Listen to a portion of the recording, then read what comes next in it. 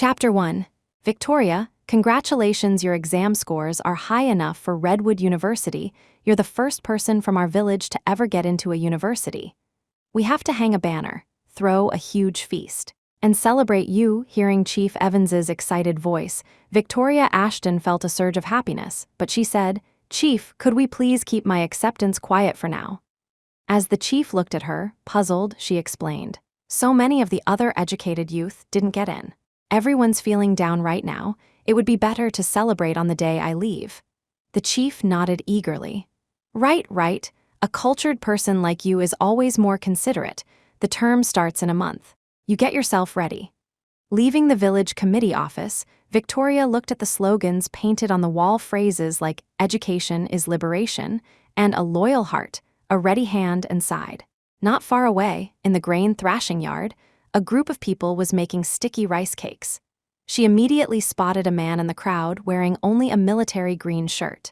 His abdominal muscles were taut from the repetitive pounding, his waist lean and powerful, sparking whispers among the surrounding matrons and young wives.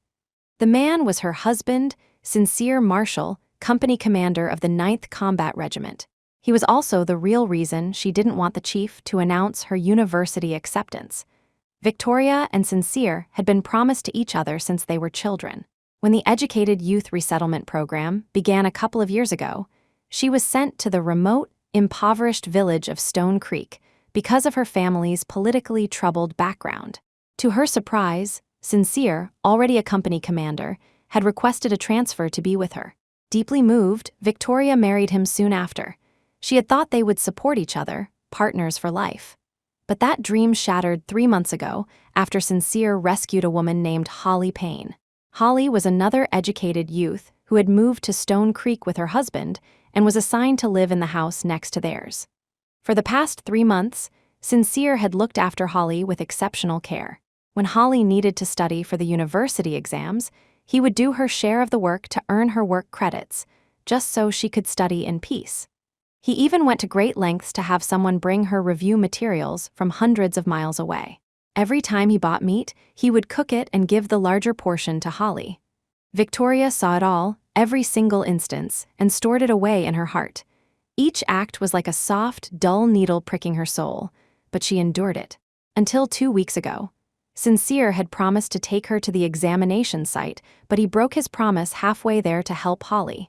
In that moment, Victoria decided she would leave Sincere Marshall and live her own life. A villager saw Victoria approaching and called out teasingly to Sincere, "Commander Marshall, your wife is here. You two really can't bear to be apart for a moment, can you?" Amid the villager's banter, Sincere looked up, immediately stopped what he was doing, and walked toward her. Noticing the direction she'd come from, Sincere asked, "What were you doing at the committee office?" Victoria's hand tightened into a fist, but her face remained a mask of calm. "I was just asking about the exam results." Sincere didn't think much of it and smiled. "You like sweet things. I went to the general store and bought a small jar of sugar. I'll pan-fry some rice cakes for you when we get home." Before Victoria could answer, the villagers started hooting. "Commander Marshall treats Educated Youth Ashton so well. If you ask me, Educated Youth Ashton is the lucky one, finding a man as devoted as Commander Marshall. Her family has a blacklisted background. To marry her, Commander Marshall gambled his entire future." Victoria used to believe that too. But after Holly appeared, she realized that affection could be measured and compared. Sincere liked her enough to risk his future for her, but he liked Holly more enough to disregard Victoria for her. They walked home. The moment they stepped inside, Sincere grabbed her hand, his voice soft. "That day, I really did just happen to see Holly walking to the exam in the freezing snow. I thought, it's not easy for a woman alone, so I gave her a ride." Victoria tried to pull her hand away, but couldn't. Sincere held her hand tightly, his expression utterly sincere. "Next time you go to the city, I promise I'll go with you." Unable to free her hand, she let him hold it. She desperately wanted to ask him, "It wasn't easy for Holly to walk to the exam alone, but was it not pitiful for me to be abandoned by you on the side of the road?" But in the end, only a single, faint word escaped her lips. "Okay, it doesn't matter," she thought. "In a month, I'll be off to university. Who he wants to drive, who he wants to care for, will have nothing to do with me. Once inside, Sincere took the rice cakes and headed for the kitchen. "I'll cook today." Just then, a clattering sound erupted from next door, mixed with a man's angry shouts and a woman's cries. Victoria subconsciously looked at Sincere. She saw his brow furrow, his eyes filled with worry. The next moment, as expected, Sincere rushed out the door, grabbing the rice cakes he had just said he would cook for her on his way out. Victoria watched his back disappear into the twilight, her feet feeling as if they were filled with lead. A cold wind swept through the doorway, chilling her to the bone and leaving her rigid. After a long time, she slowly turned, took out a pen and paper from her desk, and wrote 2 large words. "Divorce petition. Sincere Marshall, don't you know? No one waits in the same place forever." Chapter 2. After writing the divorce petition, Victoria started a fire and began to cook for herself. She knew Sincere wouldn't be back for at least an hour or two.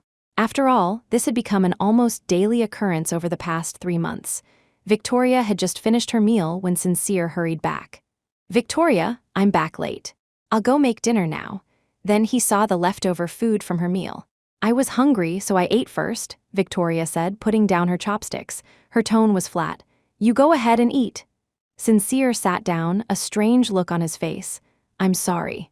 I said I'd make dinner tonight." Seeing her expressionless face, he fell back on his usual explanation. "Holly has it tough. With what was happening just now, I couldn't just ignore it." Victoria's ears were calloused from hearing those words. She cut him off directly. "I understand. I won't say anything about it in the future." With that, Victoria took her bowl outside to wash it. After washing the dishes, Victoria returned to their room, lit the kerosene lamp, and took out a pen and paper to write to her father. She wrote carefully, "Respected father, I hope this letter finds you well. Your daughter has 2 pieces of news to report, one happy, one sad. 1, your daughter has not failed your expectations. I have been accepted to Redwood University and will be starting in a month. I look forward to reuniting with our family. 2, your daughter has decided to divorce Sincere Marshall." She was halfway through when Sincere suddenly pushed the door open. Seeing her writing, he naturally leaned in to ask, "What are you doing?" Victoria calmly used a book to cover the letter's contents. "I'm writing to my father." Sincere frowned, stepped closer, and saw the words, "Respected father, I hope this letter finds you well." His brow relaxed slightly. "Is there something I'm not allowed to see?" Victoria looked up at him, her tone faint but pointed. "We all have things we need to hide, don't we?" Sincere fell silent. After a moment, his lips parted. "I've told you, what was between Holly and me is in the past. Since we got married, I haven't hidden anything from you or deceived you." A dull ache spread through Victoria's heart. Her gaze drifted to the box Sincere kept hidden under the bed. He sounded so earnest, but it was all self-deception. At first, Victoria hadn't understood why Sincere was so attentive to a married woman. Then she found the box under the bed. Inside was a photograph of Sincere and Holly together, and a dozen unsent love letters from Sincere, all starting with "My dearest Holly." In that moment, Victoria knew. Sincere had always had a woman hidden in his heart. Snapping back to the present, Victoria forced a smile.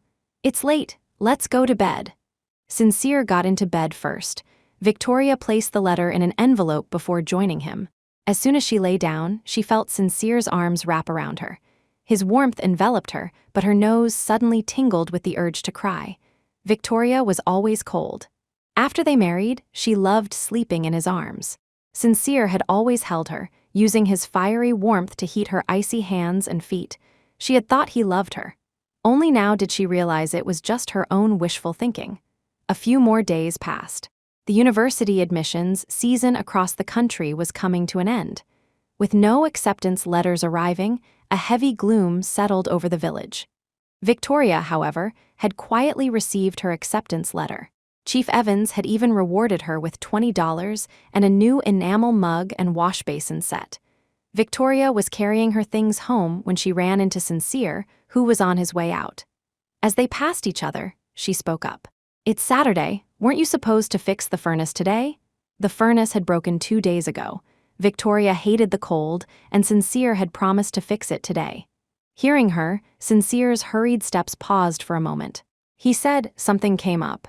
"I'll do it when I get back." As soon as he finished, Victoria heard a soft female voice from behind her. Big Brother Marshall, are you ready? A woman in a coarse cotton jacket with her hair in a ponytail walked into the yard. It was Holly Payne. Holly looked at Victoria and said in a small, delicate voice, "Educated youth Ashton, Big Brother Marshall is taking me to town to buy some furniture. Is there anything you need? I can pick it up for you." A round trip to town took 2 hours. The settlers and villagers usually bought their things at the general store. In all her time here, Victoria had only been to town once, when Sincere took her shortly after their wedding. Victoria's hand tightened, but she replied coolly, "There's nothing I need, thank you." Sincere cleared his throat and walked out of the yard first. Holly followed close behind, flashing Victoria a smile tinged with a hint of triumph. Victoria watched them leave. Sincere was driving the army's jeep. Normally, if Victoria wanted a ride, Sincere would shut her down with, "I can't use official property for personal matters." Yet he didn't hesitate to drive Holly to town. He was so preoccupied with his trip with Holly that he didn't even notice the new enamelware in her hands. Victoria gave a self-deprecating smile, went inside, and placed the acceptance letter in the deepest corner of the wardrobe. Then she tied up her hair and set about fixing the furnace herself. After all, who knew how long she'd have to wait for Sincere to do it? Victoria wasn't very good at fixing furnaces. It was dark by the time she finished, only to realize they were out of coal. She went back outside alone to haul in more. By the time she was done, she was covered in soot. Just then, the sound of a car engine approached from a distance. Victoria turned to see the familiar army jeep pull up and stop in front of the yard. Sincere's tall figure got out of the driver's seat and walked around to the passenger side to open the door. The jeep was high off the ground. Holly had some trouble getting down, so Sincere offered a hand. As she jumped down, however, she stumbled and fell into Sincere's arms. They both seemed surprised, their eyes locking, but neither moved to pull away. 1 second, 2 seconds, Victoria counted in her head. It was a full 8 seconds before they finally separated. Then Holly handed Sincere a hot water bottle, her voice shy. "Big Brother Marshall, thank you." Sincere gazed at her. "If you need anything next time, just let me know." They said their reluctant goodbyes. Victoria stood there as the cold wind whipped into her heart, leaving her frozen to the core. Sincere walked into the yard and finally saw Victoria. He froze for a second before asking, "Victoria, what are you doing out here?" Then he saw her red, frozen hands and quickly offered her the hot water bottle. "It's too dark to fix the furnace now. I bought a hot water bottle in town. You can use this for now." Victoria glanced at the hot water bottle and then looked away, her voice hoarse. "No need, I've already fixed the furnace. Even without Sincere Marshall, I can manage just fine. I don't want someone else's leftovers." Chapter 3, Sincere looked at Victoria, surprised. "Why didn't you wait for me to get back and fix it? You were busy. If I could do it, I did." Victoria's face was unreadable as she bent down to continue moving the coal briquettes. Sincere paused, then quickly stopped her. "Don't do this kind of heavy work in the future. You married me, so I'm your rock now." He immediately took the coal from her, and Victoria had no choice but to let him. She silently watched Sincere carry the coal inside, light the furnace, fetch water, and heat it. She didn't say a word. The next day at noon, Victoria came home from work for lunch and saw Holly there. Sincere was handing Holly the very same hot water bottle from yesterday. Seeing Victoria, Sincere immediately explained, "Victoria, the furnace is fixed now, so I figured this hot water bottle was extra. I thought I'd give it to Holly." Victoria froze for 2 seconds before saying, "You bought it, you decide." She walked past them to start making lunch, but Holly, after taking the hot water bottle, didn't leave.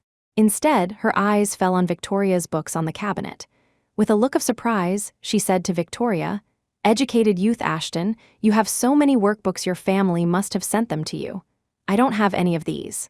No wonder I couldn't pass the university exam." Victoria couldn't help but frown. What does she mean, my family sent them? These workbooks were painstakingly copied by hand, one by one, from people in various villages. But before she could say anything, Sincere said with a smile, "She has them, but it was no use. She didn't pass this time either." Victoria stopped herself from speaking and glanced at Sincere. Holly, however, continued with a sad expression. "What a shame. If I had been able to do so many practice problems, I definitely would have passed next year."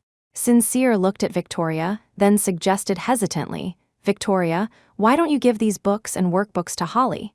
You don't need to take the exam. My job is being transferred next year. You can just come back to the city with me as my dependent. Without waiting for an answer, Sincere had already started tying the workbooks together with a piece of rope and handed them to Holly. Holly took them with a smile. Oh, I shouldn't, but thank you, Big Brother Marshall. She took the workbooks and was about to turn and leave eagerly. Just then, Victoria spoke up suddenly. Wait! Holly stopped in her tracks. Victoria walked over and took the workbooks back from Holly's hands. I've already donated these workbooks to the village. If you want them, you can go and borrow them. After all, you're not the only one who didn't pass. The other educated youth need them too. Holly wanted to take them back but couldn't.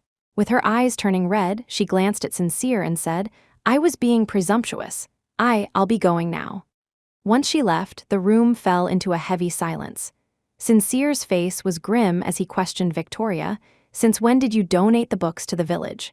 Are you doing this on purpose? Is he getting angry at me for Holly's sake? Victoria clenched her fists. What if I am? What are you going to do about it? Seeing her like this, Sincere seemed to realize his behavior was inappropriate, but his face remained stern. After a few seconds of silence, he went straight into the room and closed the door. That night, Victoria was woken by the cold. She reached out to the side, but the bed was cold and empty. Sincere wasn't there. She groggily opened her eyes and saw Sincere sitting at the desk, the kerosene lamp lit, copying the workbooks. Victoria was instantly wide awake. Sincere's confident words from yesterday echoed in her ears. I'm your rock. But in reality, Sincere clearly didn't want to be a rock for just Victoria. She couldn't rely on him. Perhaps because she had gotten chilled during the night, Victoria woke up the next day feeling dizzy and heavy-headed. She didn't think much of it and went to work in the fields as usual. While thrashing grain, she felt a dull pain in her abdomen and a wave of dizziness. Foreman Riggs saw her, walked over with his notebook, and criticized, Educated youth Ashton, work a little faster. Slacking off will get your work points docked. Before she could finish her sentence, Victoria fainted backward. When Victoria woke up, she was on a small bed in the village clinic. She asked dazedly, Doctor, what happened to me? She heard Dr. Lewis say, You're pregnant, but the pregnancy is a bit unstable. I suggest you rest for 2 days. I'll prescribe some medication to stabilize it. The doctor left after speaking. Victoria was left stunned. If this had happened before Holly's arrival, she would have been overjoyed by this unexpected child. But now she was planning to divorce Sincere and go to university. This child couldn't have come at a worse time. As she was lost in thought, a familiar male voice came from the clinic entrance, filled with anxiety. Doctor.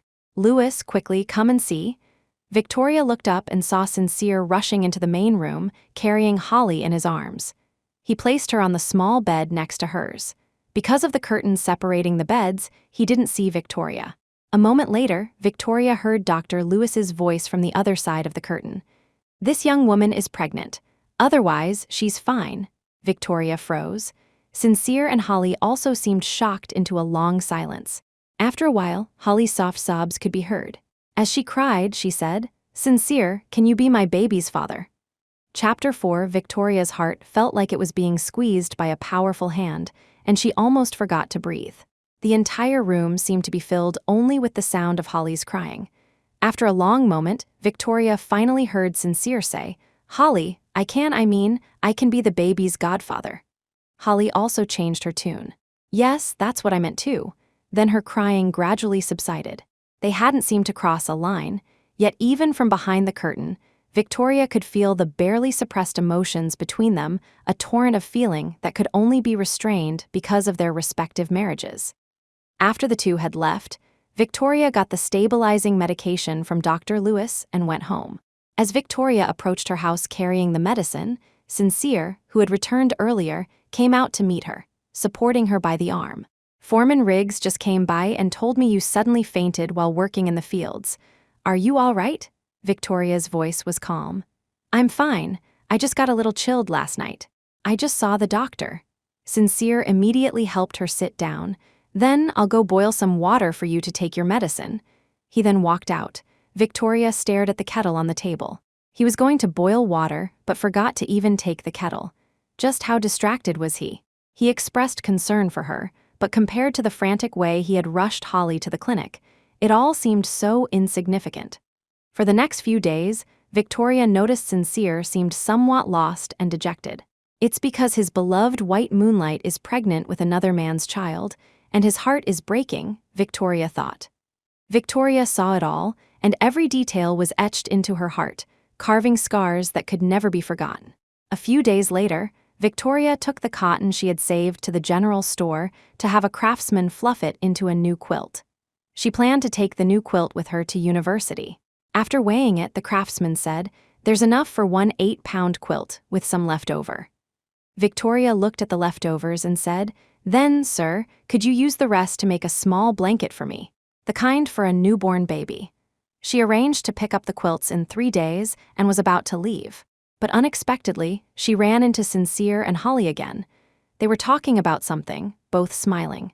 Sincere was carrying several bags, and peeking out were baby clothes and diapers. They looked just like a loving, newlywed couple preparing for their soon-to-be-born child. Victoria pressed her lips together, a sour feeling rising in her heart. Just then, they saw her too. Sincere looked surprised. "Victoria, what are you doing here?" Victoria replied calmly, "I came to have a quilt made. I didn't expect to see you two here." Holly immediately put on a flustered expression and explained, "Educated youth Ashton, please don't misunderstand. I'm pregnant and it's inconvenient for me to get around. My husband is useless, so I had to ask Sincere to help me carry my things." Victoria found it laughable. She hadn't said a word, yet Holly was already adding fuel to the fire, as if afraid she wouldn't misunderstand. Sincere now seemed to realize the situation was awkward and quickly said, "Victoria, don't misunderstand. I'm just helping Holly out." Victoria cut him off.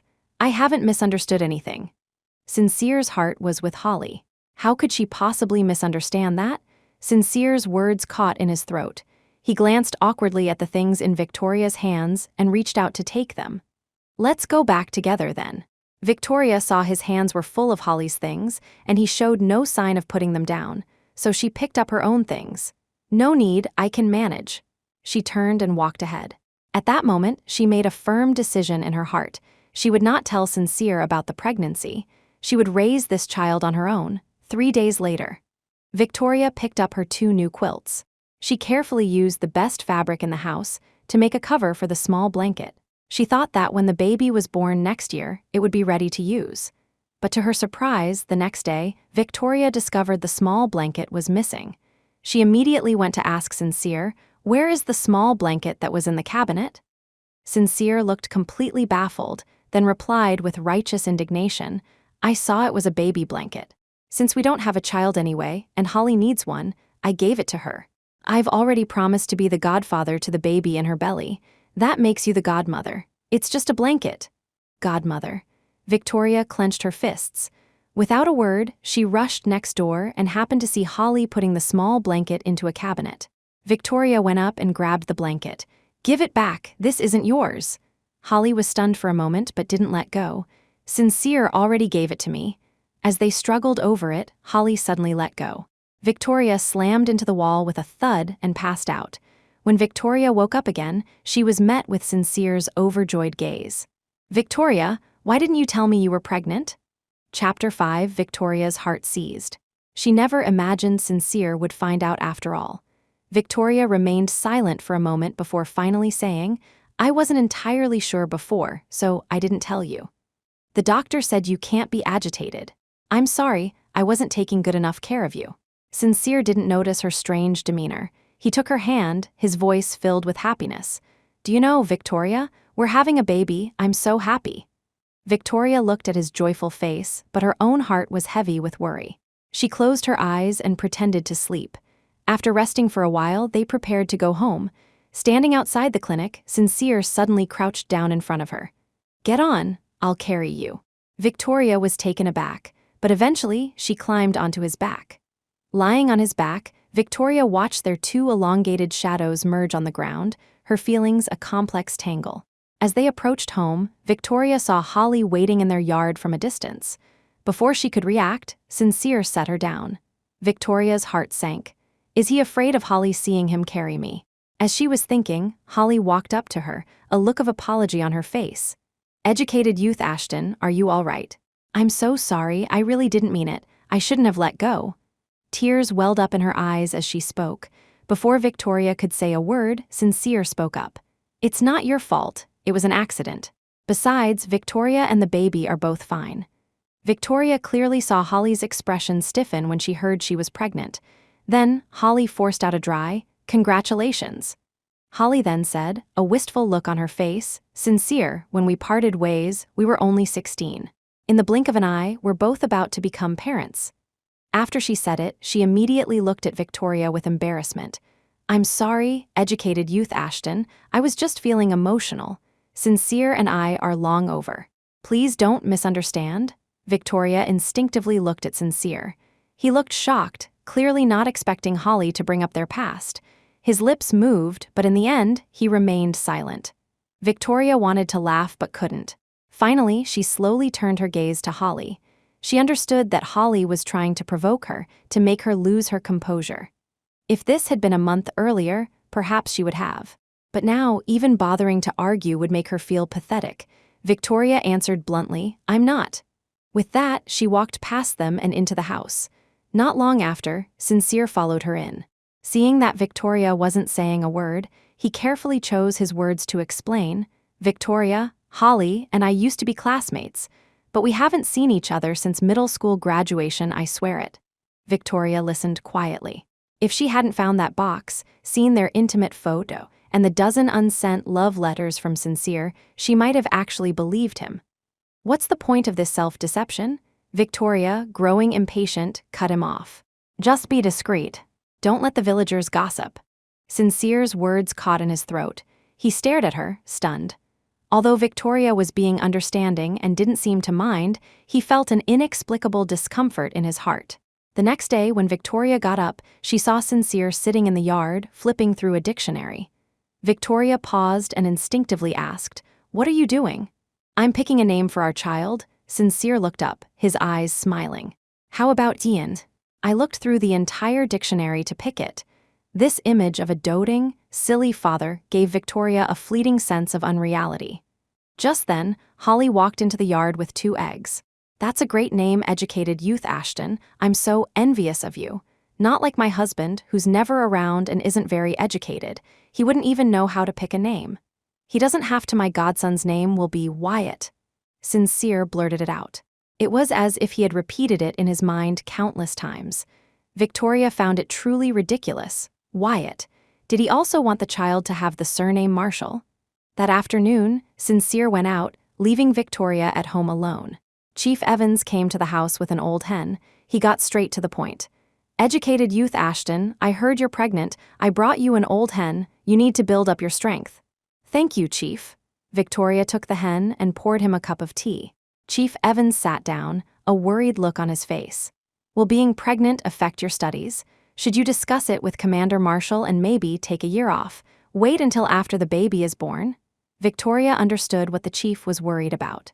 If she really did take a year off, it would mean that not a single university student had come from the village this year. She immediately said, "There's no need, thank you, Chief. And there's no need to discuss it with Sincere Marshall." Chief Evans was relieved and left, passing Sincere on his way out. Sincere immediately asked Victoria, "What was the chief doing at our house?" Victoria's tone was casual. "He came to check on me because I fainted the other day. He also brought an old hen." Sincere didn't think much of it. "Good, we'll slaughter it tonight and make soup. You need the nourishment." That evening, Sincere killed the chicken, made soup, and served a bowl to Victoria. Then he ladled out half of the rest. "I'll take some to Holly." Victoria lowered her head and drank her soup without saying a word. She was already used to it. A couple of days later, Victoria felt she had recovered enough and went back to work as usual. But as soon as she arrived at the fields, a woman sidled up to her and said, "Educated youth Ashton, did you know? Your Commander Marshall is having an affair with that vixen Holly Payne." Victoria froze. Her first instinct was to deny it. "That's not true, it must be a rumor." But the women didn't believe her. They had eyes, they could see. Hearing Victoria's words, they all looked at her with pity. Educated youth, Ashton, I've seen it several times myself. You can't just ignore it. That's how men are, always wanting what they can't have. The grass is always greener on the other side. Victoria could only endure the humiliation in silence, and she told herself inwardly, it's all right. In just over a dozen days, you can leave Sincere Marshall, the source of this shame, forever. When she got home that evening, she saw Holly sitting in her house, her face bruised and swollen.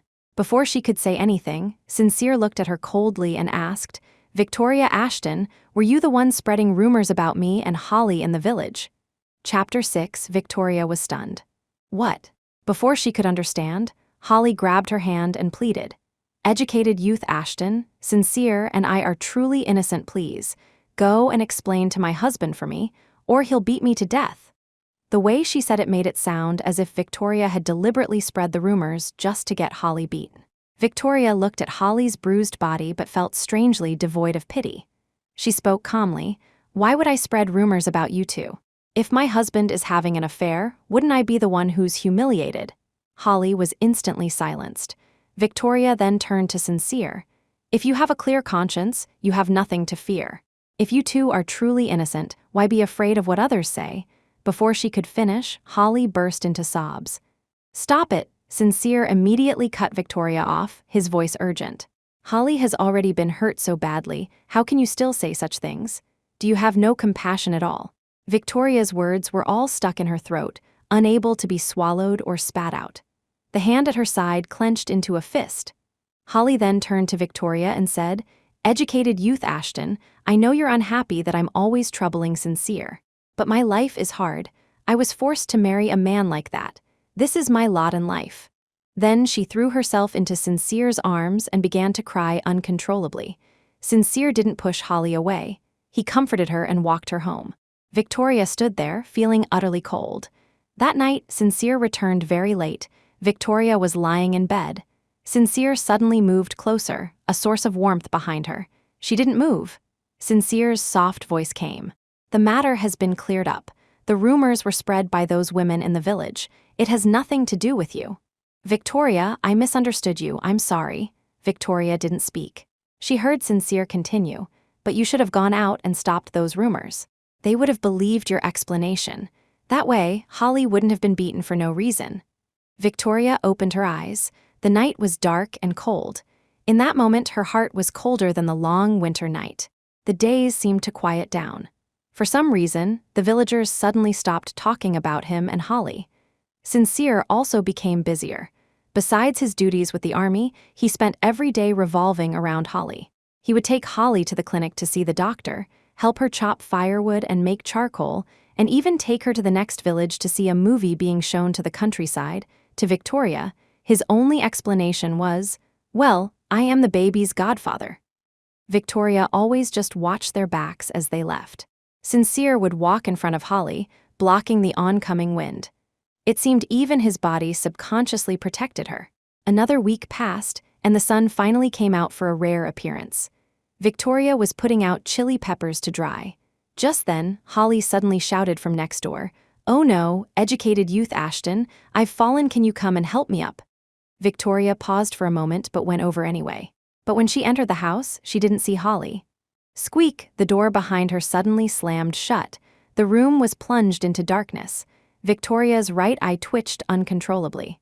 Just then, a man suddenly emerged from a cabinet and threw Victoria onto the king bed. The man's eyes gleamed with a predatory light.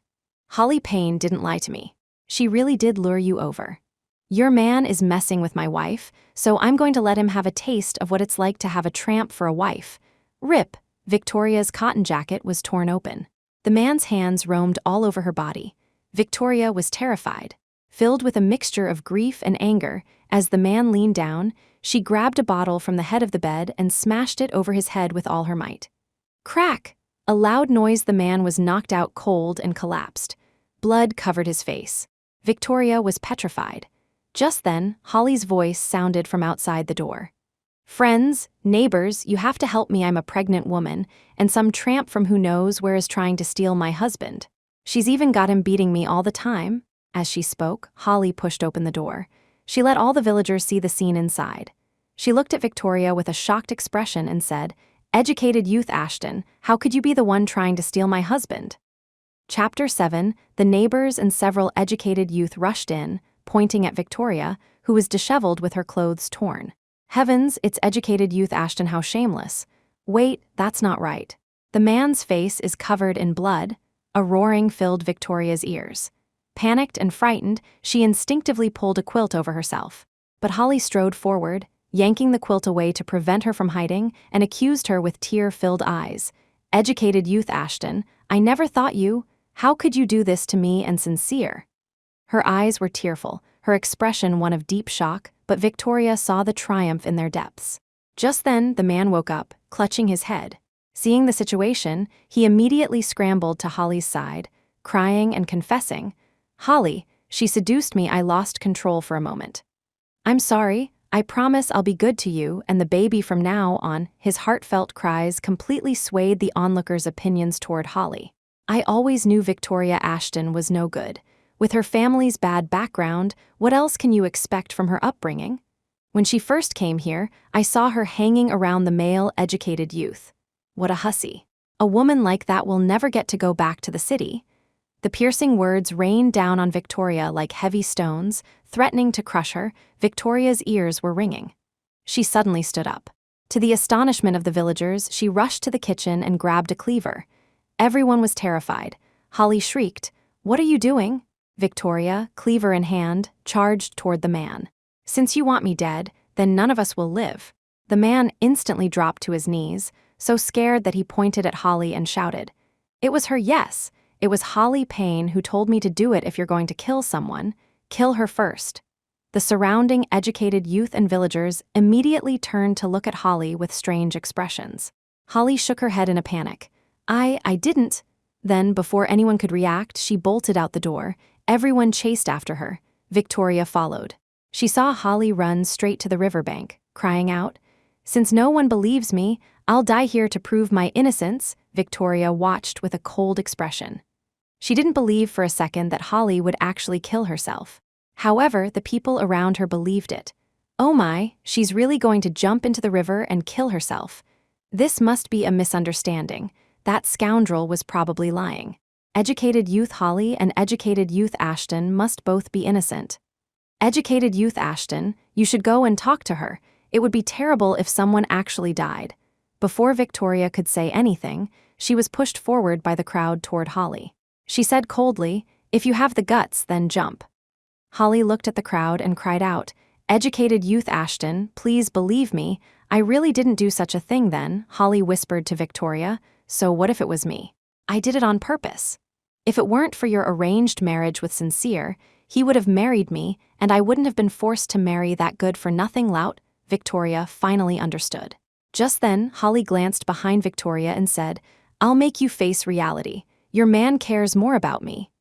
Before Victoria could react, Holly grabbed her hand and pulled her down with her. Splash, just before she hit the water, Victoria thought she heard Sincere's anxious shout. When Victoria woke up again, she was on a small bed in the clinic. The first thing Victoria did was touch her belly and ask nervously, "Doctor, is my baby all right?" Dr. Lewis sighed. "I've stabilized the fetus for you, but it can't take any more stress." Just as Victoria breathed a sigh of relief, Sincere burst through the curtain. "Doctor, I've brought the medicine. You have to save Holly and her baby." The doctor said, "I'll do my best." Only then did Victoria realize that Holly was lying on the bed right next to hers. She stared blankly at Sincere, remembering the desperate cry of "Holly" she heard before falling into the water. And Holly's words, "I'll make you face reality." She thought, "I certainly have faced it now." Between Holly and herself, Sincere only cared about Holly. Sincere finally noticed Victoria was awake. A flicker of embarrassment crossed his face, and he quickly added, "By the way, doctor, are my wife and child all right?" Victoria looked at him with bloodshot eyes and spoke before the doctor could. "The baby is gone." Chapter 8. How could this happen? Sincere stood frozen in disbelief, the color draining from his face. Victoria lay there, numb and silent. After a long moment, Sincere finally reacted. He sat on the edge of the bed and pulled Victoria into his arms, his voice hoarse as he comforted her. "Victoria, don't be sad. We'll have another child in the future." Victoria leaned against his shoulder, her expression blank. Just then, Holly in the other bed woke up and cried out in a panic, "Help!" Sincere immediately let go of Victoria and rushed to comfort Holly. After some soothing, Holly finally calmed down. When she learned that Victoria had lost her baby, she immediately burst into tears, apologizing profusely. "Educated youth Ashton, I'm so sorry. I didn't do it on purpose. A person like me should have just died. Why did you save me? Now I've caused you to lose your child. I don't know how I can ever make it up to you." Victoria looked at her coldly. They both knew exactly what had happened at the river. Victoria's gaze shifted to Sincere. But Sincere didn't even look at her. He was busy consoling Holly. "Don't say such foolish things. It was all that scoundrel's fault. I've already had him arrested. You won't have to face him again." "Sincere?" They gazed at each other with deep emotion, completely oblivious to anyone else. Victoria closed her eyes and lay back down on the bed, pretending she didn't exist. The next day, Sincere took Victoria home. As they entered the house, Victoria saw the small blanket she had fought to get back hanging on the clothesline next door again. Sincere noticed her gaze and explained with some unease, "I was thinking that since we won't be needing it for a while, it would be better to let Holly use it." Seeing Victoria's icy expression, he added, "If you really can't part with it, I'll buy Holly a new one." "No need." Victoria didn't want to hear another word from him. She cut him off and went inside. Back in the room, Victoria caressed her belly and told her child, "Baby, you see, this man doesn't deserve to be your father. From now on, you can pretend your father is gone." Victoria began to count the days. With 10 days left before the university term started, Victoria quietly went to town to prepare all her documents and files. She also bought a train ticket to Metropolis for 3 days later. Returning to the village, she informed Chief Evans. The chief immediately began preparations and announced over the broadcast system that a grand celebration feast would be held at the village entrance in 3 days. Victoria and Sincere were both at home when the broadcast was made. Sincere heard it and said with some difficulty, "Victoria, you should go by yourself. Holly has been through a lot lately, and her pregnancy is unstable. I promised to take her to the big hospital in town for a checkup that day. She doesn't have a husband now, so she can only rely on me." Victoria looked at him steadily. "Holly's support is him, so who is my support?" She let out a small, light laugh and nodded calmly. "Fine. I don't need to rely on you either." Sincere was stunned. When he came to his senses, all he saw was Victoria's cold back, and an inexplicable emptiness grew in his heart. 3 days later, early in the morning, Sincere took Holly to town. Victoria watched them leave, then picked up a large sack containing her quilt and clothes, along with a stack of books, and went to the village committee office. The chief was quite surprised to see her with all her bags. "You're leaving without even attending the banquet," Victoria said faintly. "I think it's better for me to leave before Sincere gets back." The chief sighed. "You're right. I'll have someone get the donkey cart to take you to the train station later." After a moment of silence, Victoria handed the workbook she had brought to the chief. "Chief, these are the books and workbooks I've used. I copied them from various villages. They might be helpful for the other educated youth studying for the exams. I'll leave them in your care." "Good, good." The chief quickly took them and placed them on the table. Then he picked up a large red flower from the table and gave it to Victoria. "Wear this for a photo. You're the first university student to come from our village." For this moment, the chief had even hired a photographer from town. With a click of the shutter, Victoria left behind her final image in Stone Creek Village. At noon, Sincere hurried back. In the jeep, Holly feigned concern. "Sincere, educated youth Ashton didn't say a word to us this morning. Do you think she's angry with us again?" Sincere was silent for a moment, then glanced at the sponge cake on the back seat. "She won't be. I brought her favorite sponge cake. She'll be happy once she eats it." Sincere was aware that ever since losing the child, Victoria had been giving him the cold shoulder. But he just thought she hadn't yet emerged from the shadow of her loss. So on this trip to town, he had specially bought the sponge cake Victoria loved. A dark look flashed in Holly's eyes, and she was about to speak. Suddenly, Sincere slammed on the brakes. Holly was jolted forward, but she saw that Sincere had already switched off the engine and jumped out of the jeep. She turned her head in surprise, and her pupils constricted. There, at the village entrance, were a dozen tables set up for a banquet.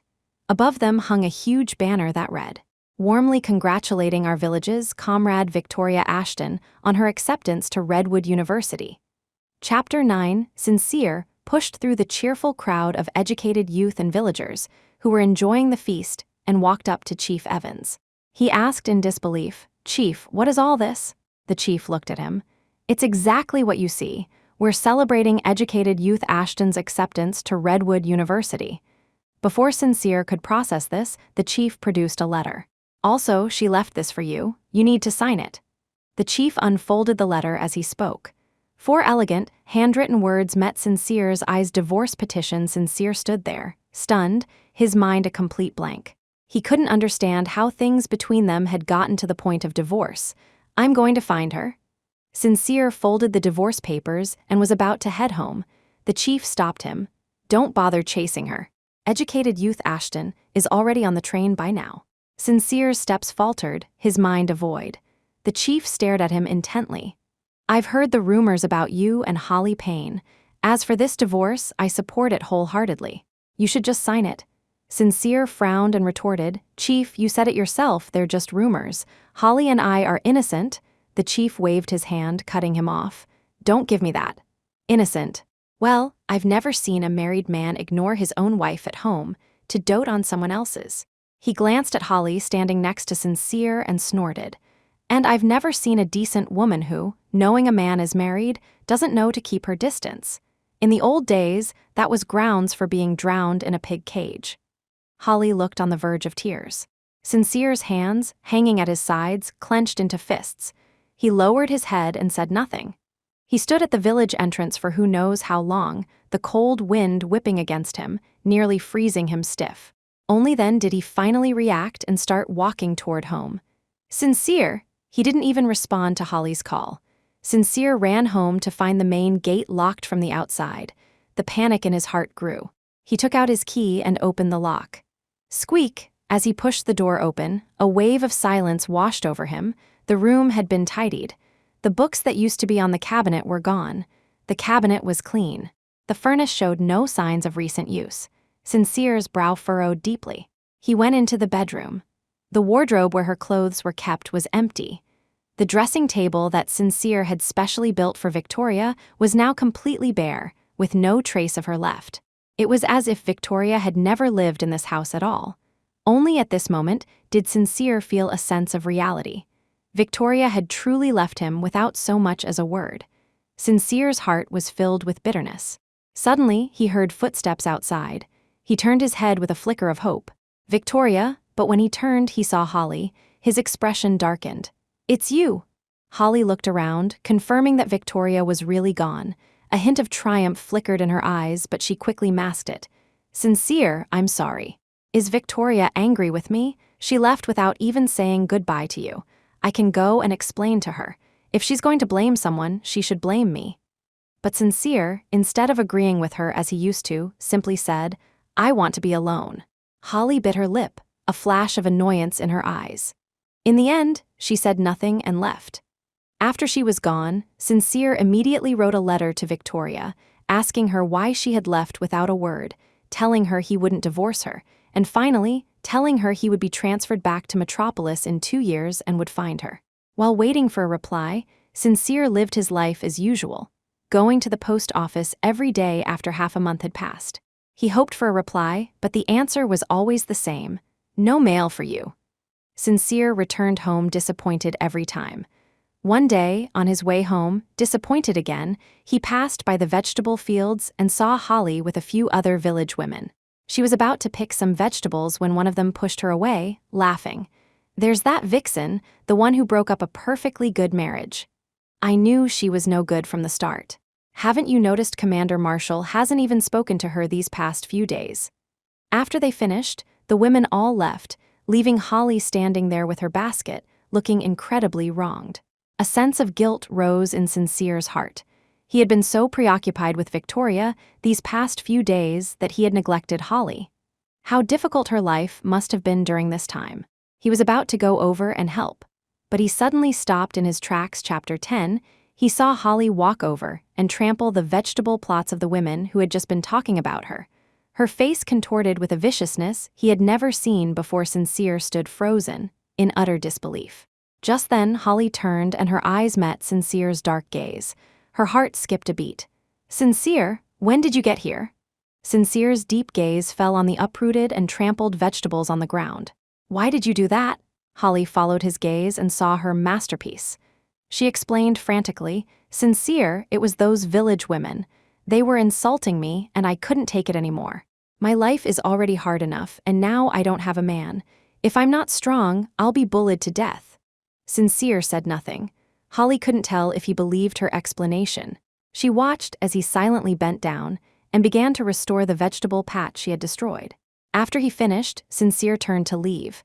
Holly quickly followed him, catching up to him at his house. "Sincere, don't ignore me. I know I was wrong. I won't do it again. Besides, you haven't been paying attention to me lately, so they think I have no one to rely on and can bully me as they please. They even make me wash their clothes in this cold winter, and I'm pregnant." Holly showed him her hands, which were covered in chilblains, painting herself as a pitiful victim. Sincere looked at her hands, and his resolve finally softened. He went inside and brought out a jar of cold cream. "Put this on." He had bought this cold cream for Victoria, but she hadn't taken it with her. Suddenly, Holly threw her arms around him. "Sincere, will you marry me, please?" Sincere was startled and forcefully pushed her away. "How could you even think of such a thing?" Holly looked at him with red-rimmed eyes. "You and I can both get divorced at any time. Besides, when you fell in the water, I was the one who saved you. You said you would repay me. If it weren't for your betrothal to Victoria Ashton, you should have married me, isn't that right? Let's get married." Sincere said sternly, "I will repay you, but I will not divorce Victoria. From now on, we should keep our distance." Holly's heart sank to the bottom. The first year, Sincere quickly submitted a transfer request to the military, but it was rejected because he hadn't served the required number of years. The second year, Sincere submitted another transfer request, and it was rejected again. In the fourth year, Sincere submitted his application report to his superiors again. Finally, "Comrade Marshall, your transfer orders have come through.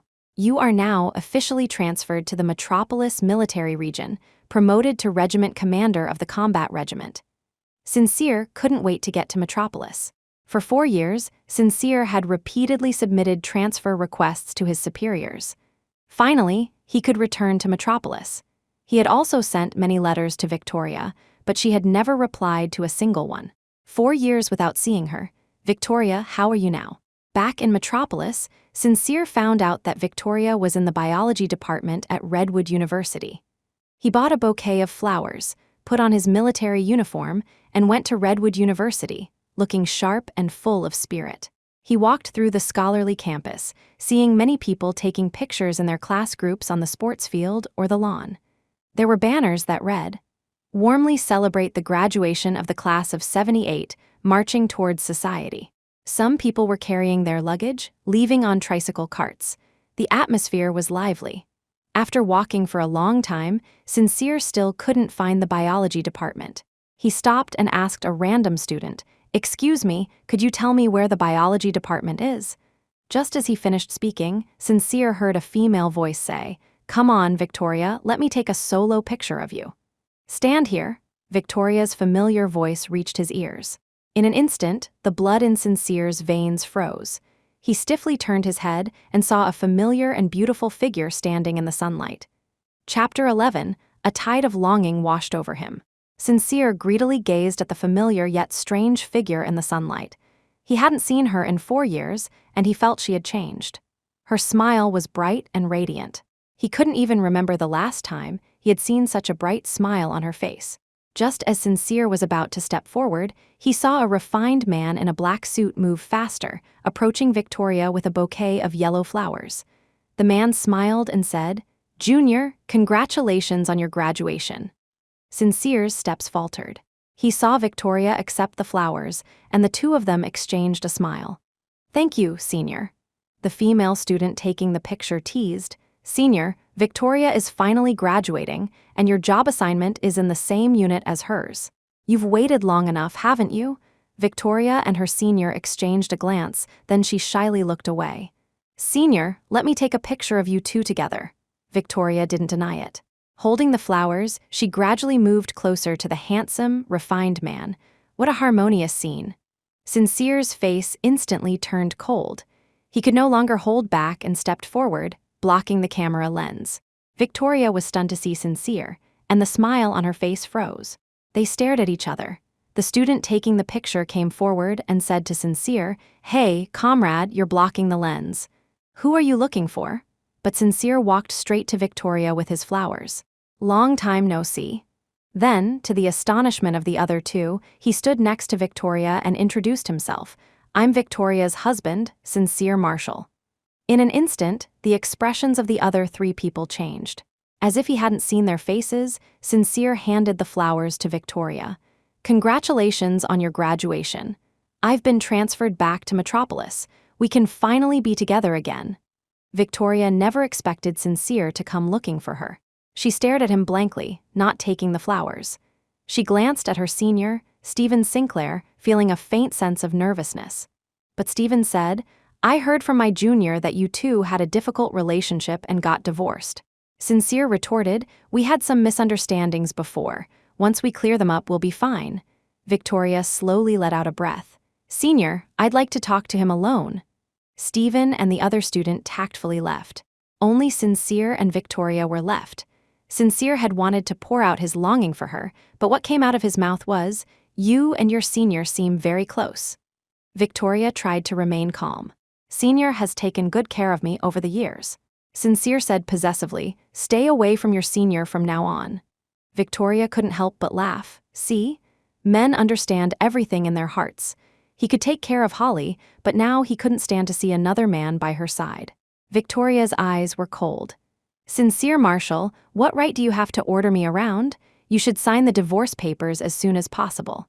For the past 4 years, she had received countless letters from Sincere, so she knew he hadn't signed. With that, Victoria turned to leave. A flash of pain crossed Sincere's eyes. He grabbed her hand. "I don't want a divorce. I'm sorry about the baby. Can you forgive me?" At the mention of the child, Victoria's brow furrowed. "You want me to forgive you? Can you bring my child back? If you can't, then don't ever mention her again. You don't have the right." With that, Victoria walked away. After the graduation photos, Victoria was in no mood to celebrate with Stephen and the others, so she went home. As soon as Victoria got home and opened the door, a little girl with 2 small pigtails, as delicate as a porcelain doll, rushed into her arms like a small cannonball and shouted loudly, "Mommy, Chapter 12. Mommy, Annie hasn't seen you for so long. I missed you so much." Victoria squatted down and hugged Annie, her expression softening. Mommy missed Annie too. A moment later, Annie let go of Victoria and pulled her toward the living room. "Mommy, come and try the food Annie made. It's delicious." They went into the room and saw Annie's food, which was just playing house. It was all air. "Sister, you're back. I'll be going then." Mrs. Wallace was the lady from next door. When Victoria was busy during the day, she had her neighbor look after Annie. "Thank you, Mrs. Wallace." "Don't mention it." Mrs. Wallace left. "Mommy, eat." Annie offered her the food. Victoria lowered her head and pretended to take a bite, then stroked Annie's hair, her heart filled with worry. "What should I do? Sincere Marshall has already found me. If Sincere discovers Annie's existence, he'll definitely pester me and maybe even try to take Annie away. I can't let that happen." That evening, after dinner, Victoria had just put Annie to sleep when there was a knock on the door. Victoria went to open it. It was Stephen Sinclair. She stepped aside. "Come in."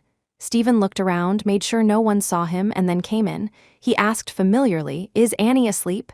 "She's asleep. Sit down." Victoria poured him a glass of water and then sat down nearby.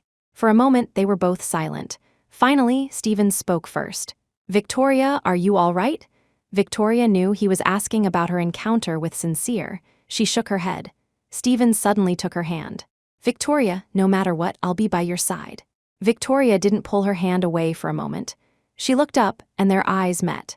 But thinking that Sincere still hadn't signed the papers, she finally withdrew her hand.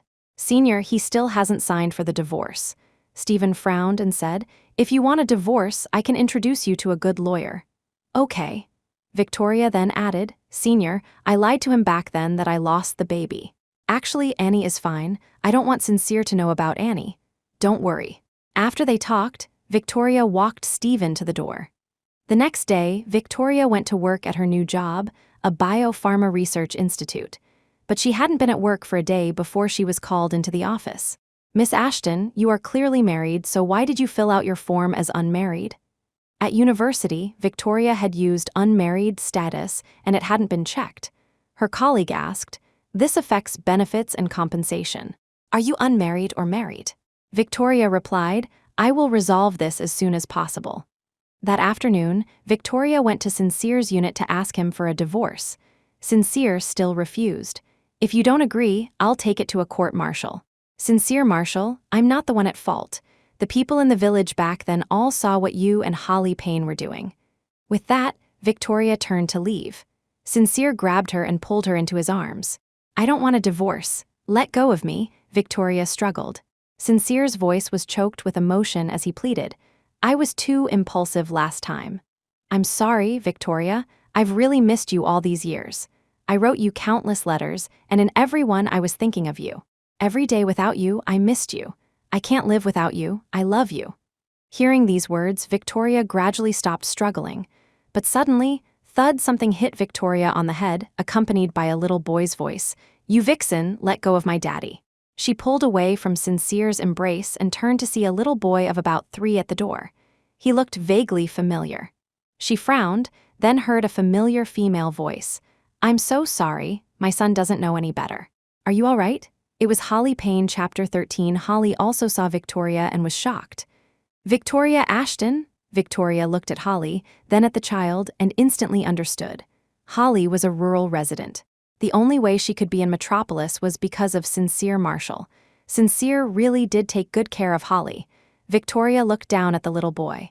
"What's your name, and what's your relationship to him?" "My name is Jordan Payne, and he's my daddy." "Payne, why not Marshall?" Victoria looked at Sincere with sarcasm. Sincere pressed his lips together, about to explain. Before he could say another word, Holly cut him off. "Victoria, please don't misunderstand. Sincere has really had you in his heart all these years. He just felt sorry for us, a mother and son alone, so he—" Victoria saw through Holly's pretense and didn't want to hear any more nonsense. She interrupted directly, "I can let it go that he just hit me, but the fact that he calls you daddy just increases the chances a judge will grant our divorce. Either you sign, or we go to court. I'm giving you 3 days to think about it." Victoria didn't give Sincere a chance to speak and walked away. She returned home, exhausted, and saw Stephen with Annie, drawing. Stephen came up to her. "You're back." Victoria glanced at Annie, who was drawing. "Thank you for picking Annie up for me." Stephen looked at her gently. "There's no need to be so polite between us. Besides, I'm very fond of Annie too." Victoria was taken aback. A warmth spread from her neck, and she quickly looked away, walking over to Annie. She saw that Annie was drawing with crayons. Stephen and Victoria sat on either side of Annie Ashton. Victoria looked at the 3 people in the drawing and asked, "Annie's drawing is so good. Who did you draw?" Annie pointed to the person in the middle of the drawing. "This is Mommy, Annie, and Daddy." "Then where is Uncle Stephen?" Annie thought for a moment and replied, "Uncle is uncle, not Daddy." Stephen looked a little awkward. "Annie, it's time for bed." Victoria picked Annie up. Annie waved goodbye to Stephen. "Goodbye, Uncle Stephen." After putting Annie to sleep, Victoria came out and saw Stephen staring at the drawing in a daze. She went up to him and suggested, "Senior, Annie has been talking about going to the new department store for a while now. Let's go together this weekend." Stephen understood she was trying to comfort him and nodded. "Okay." On the weekend, Victoria and Stephen took Annie to the department store. They walked with Annie between them, holding her hands, looking just like a family of 3. She suddenly saw some rice cereal for sale and went to buy it. She was looking at the ingredients when she turned around and couldn't see Annie. Victoria's face turned pale. "Where's Annie?" "Annie." Victoria looked around the store but couldn't find her. Stephen comforted her. "Don't worry, I'll go look. You wait here in case Annie comes back." Victoria was frantic. Meanwhile, Sincere and Holly had also brought Jordan Payne to the store. Just as they took a step, a little tyke bumped into his leg. It was Annie.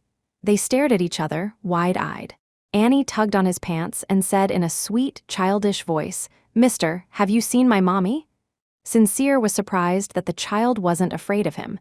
He felt she looked vaguely familiar. He crouched down to her level. Did you get separated from your mommy? I'll take you to find her. He then picked her up. This displeased Holly. Sincere, this little girl is probably just lost. Let her wait here. Her mother will find her. It's more important to be with Jordan. But Sincere said, it's fine. I'll take her to find her mother first.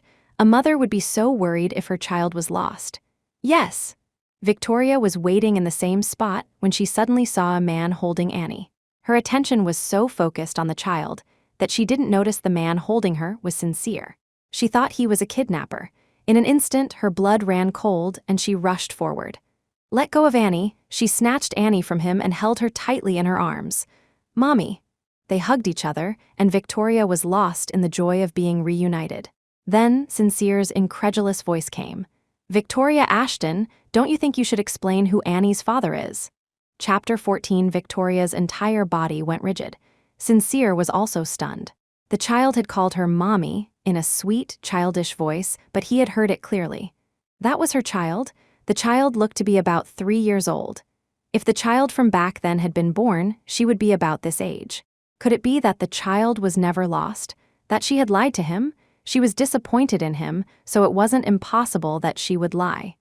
Sincere stared intently at the child's face. It was a spitting image of Victoria. Seeing Sincere's gaze fixed on her daughter's face, Victoria's heart tightened. She subtly shifted, blocking his view of the child's face. Don't misunderstand. This child is adopted.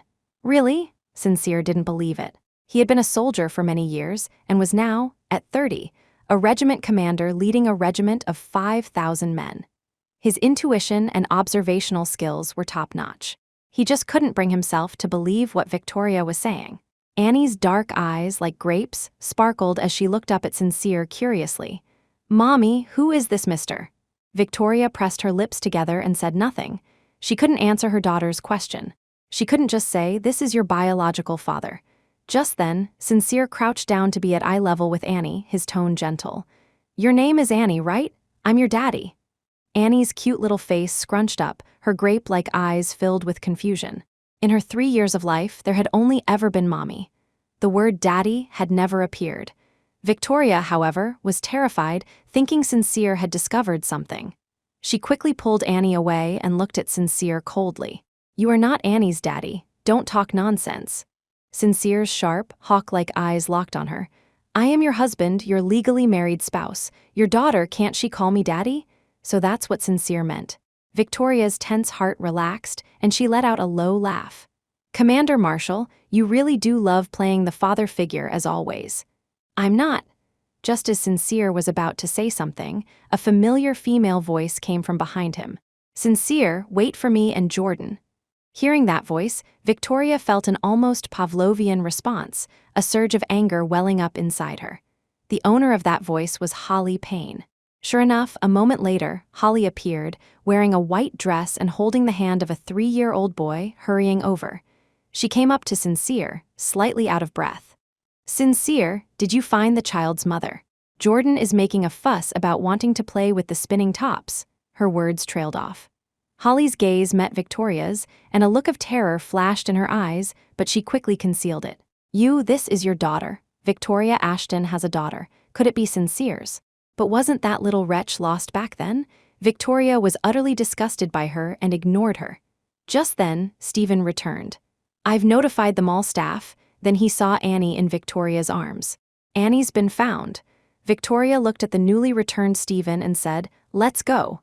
Okay. Annie, let's go home, Stephen said gently, looking down at Annie. Annie was also very attached to Stephen and held out her hands. I want a hug. Stephen expertly picked Annie up, and Victoria just as expertly gave Annie a sip of water. All these actions seemed to have been done countless times. In fact, they had been. When she first had the baby, she had struggled to balance her studies and take care of a child alone. Although her family sent her food stamps and money, raising a child alone was harder than she had imagined. It was Stephen who had helped her a lot. Sincere watched this scene, a mix of sadness and jealousy churning inside him. Stay away from my wife and child. Chapter 15. Sincere's face was ashen as he glared at Stephen Sinclair. The two men faced off. Stephen glanced down at Victoria, his expression still gentle and refined. If Victoria herself told me to leave, I would. But you have no right. Their eyes met, sparks flying in the air between them. Holly's face was filled with unease. She then composed herself and said, "Sincere, I think this gentleman and educated youth Ashton have a very close relationship. We should probably not disturb them." But as soon as she said it, Stephen's gentle face hardened. He said to Holly, "My junior is single. I am pursuing her." "Ma'am, do you realize how a casual comment like that can damage someone's reputation?" Both Holly and Sincere's expressions soured. Stephen's words were a thinly veiled jab at Sincere and Holly. After all, they were the ones who had never cared about their reputations. Just then, Jordan started to fuss, pulling hard on Sincere's pant leg. "Daddy, stop talking to them. I want to go play with the spinning tops. Let's go." Sincere subconsciously glanced at Victoria, but he found that she had no reaction at all and had already left. Sincere wanted to chase after her, but his leg was held fast by Jordan and he couldn't move. His face gradually darkened. Holly also noticed his low spirits and said cautiously, "Sincere, let's go with Jordan." Sincere lowered his head grimly, put his hands under the armpits of Jordan, who was clinging to his leg, and set him straight. He said seriously, "I am not your biological father. In public, you should still call me Godfather." Jordan was only focused on playing, his eyes darting around, not paying any attention to what Sincere was saying. A dark glint flashed in Holly's eyes. Jordan had always called him that, and he had never said anything.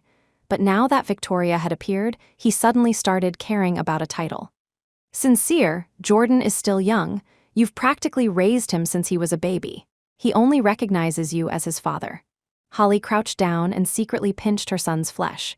"Jordan, isn't that right?" Jordan's eyes immediately filled with tears, and he clung to Sincere's pant leg. "You are my daddy, you are my real daddy." This attracted the attention of the people around them, who looked at Sincere as if he were a scoundrel who had abandoned his wife and child. But Sincere ignored the stares of the crowd, his determined gaze like that of a drill sergeant. "Jordan Payne, you are a man. Who taught you this bad habit of crying at the drop of a hat? When we get home, you'll be punished with 2 hours of standing at attention." With that, he walked away.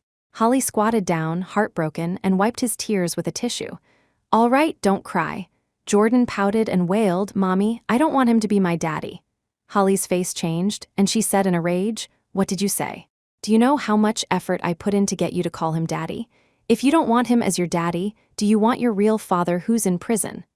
After her outburst, the mother and son hugged each other and cried. When they got home, Sincere did indeed make Jordan stand at attention in the yard, then he went to his study. Sitting in the room, he kept thinking about the child named Annie. After a long time of contemplation, he finally used the only phone installed in his study to make a call. "Help me investigate something. Is Annie Ashton really Victoria Ashton's adopted child?" Meanwhile, outside, Holly, who had come with a bowl of lotus seed soup to plead for her son, stopped in her tracks.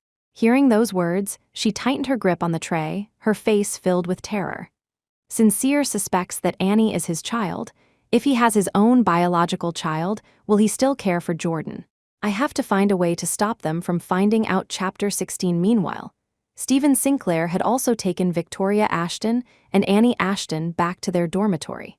"Annie?" Victoria turned to take Annie from Stephen, but she found that Annie had already fallen asleep on his shoulder. "I'll do it," Stephen said. Victoria turned to open the door and led Stephen in to put Annie in her bedroom. Then she watched as Stephen tucked Annie in.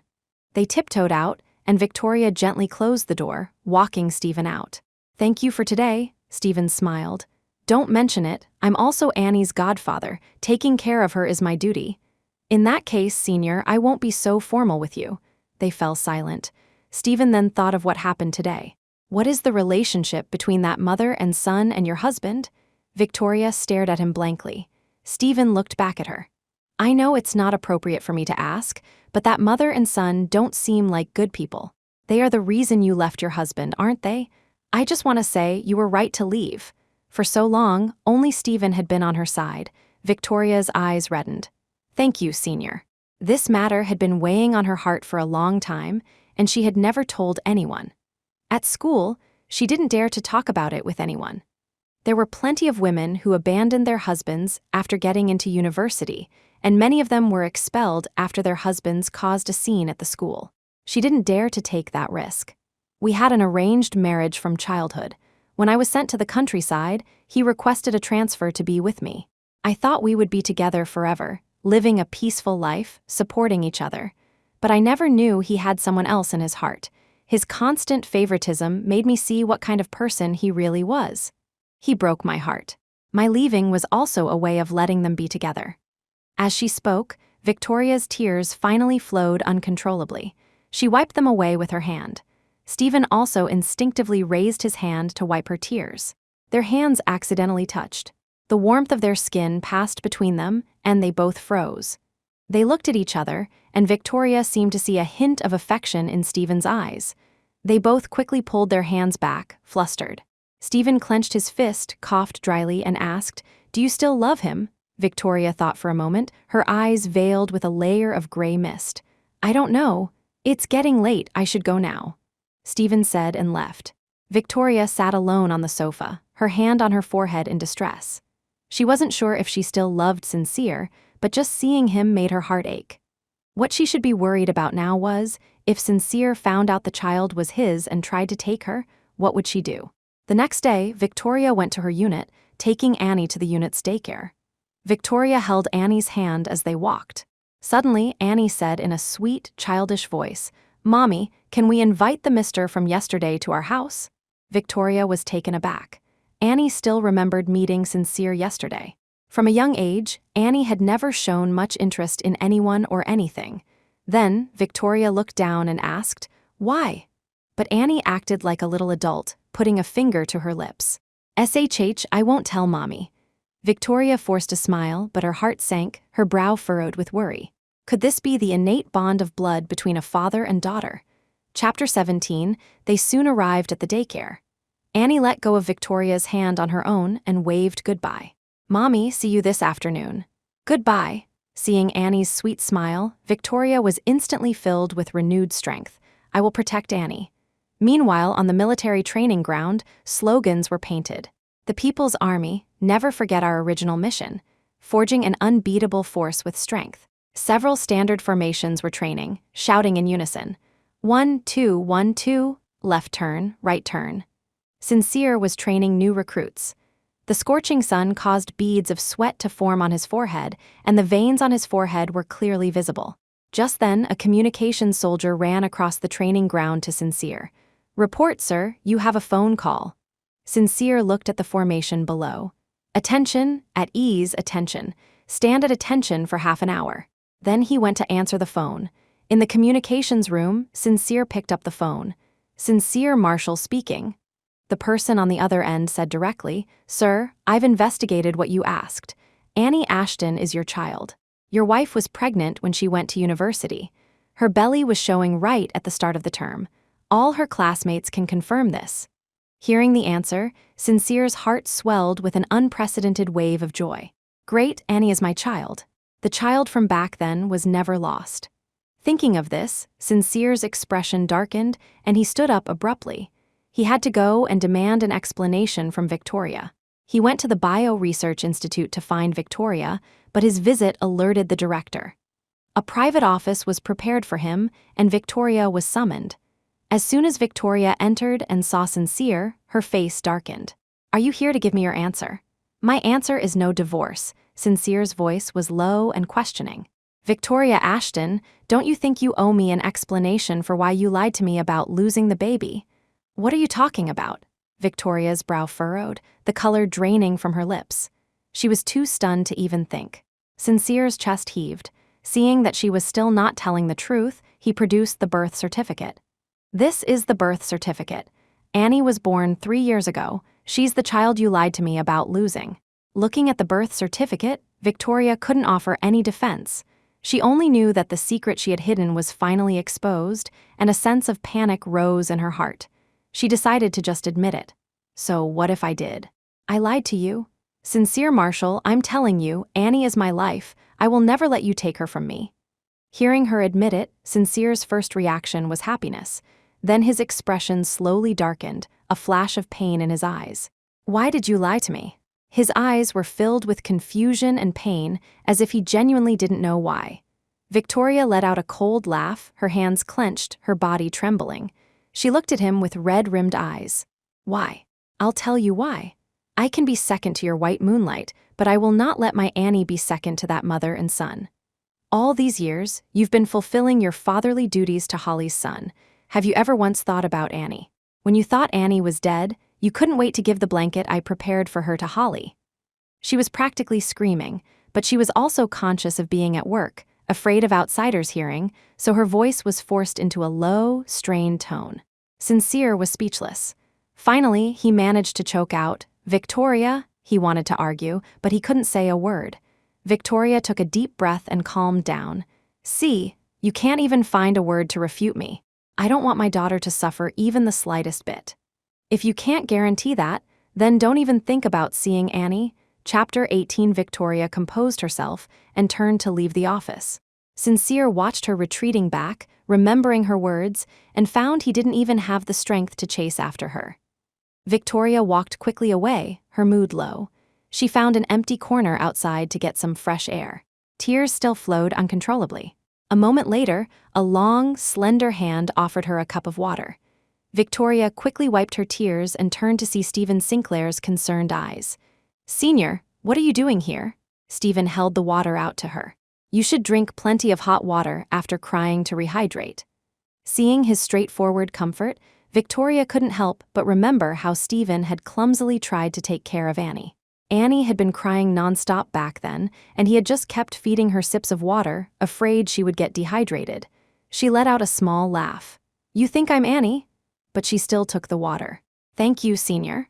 The next second, Stephen raised his hand, his warm fingertips wiping away the tears on her face. "From now on, don't cry for people who aren't worth it." Victoria was taken aback, but in the end, she didn't refuse his help. The warmth of his fingertips gently brushed away her tears, and it seemed to soothe the scars in her heart as well. Senior could always calm her down. Victoria said in a low voice, "I stopped crying for him a long time ago. I'm just worried about Annie." Although she didn't say it explicitly, Stephen understood the meaning behind her words. Sincere could no longer affect her emotions. Stephen withdrew his hand, his voice gentle. "Don't worry. He's still stuck in his own head. Sooner or later, he'll figure it out." Victoria sighed. They said no more, just stood there, looking up at the clear blue sky. The trees wish for calm, but the wind will not cease. At the daycare, Annie went to play with her friends, digging in the dirt and playing house. But as soon as she approached, the group of 4 moved away. "We're playing something else. We're not playing with Annie." Then the group started running. Annie, holding her things, chased after them anxiously. "Big brother, don't go play with Annie." Annie brought crayons. "Mommy bought them for Annie." But the other children were older, a few years older than Annie. Once they started running, they were gone. Annie's short legs couldn't keep up. Finally, she stood there and started to cry. "Don't leave, Annie, big brother, big sister." Sob. The commotion attracted a teacher. The teacher picked Annie up and wiped her tears. "Annie, what's wrong?" Annie wrapped her small arms around the teacher's neck, crying so hard she could barely breathe. "Big brother won't play with Annie." "Don't cry, don't cry." The teacher then shouted, "Connor, come here." At the teacher's call, the scattered children quickly gathered. "Teacher," the teacher's tone was gentle, "you're the older brother, you should play with your little sister." But Connor said, "Teacher, my mommy said Annie Ashton is a wild child with no daddy. She told me not to play with her." "Yeah, my mommy said Annie Ashton's mom got pregnant without being married. She's an indecent woman." Just then, Annie, in the teacher's arms, exploded. "My mommy is not my mommy is my mommy." She shouted so hard her cute little face turned red. The innocent Annie didn't know what these words meant, but defending her mother was an instinct.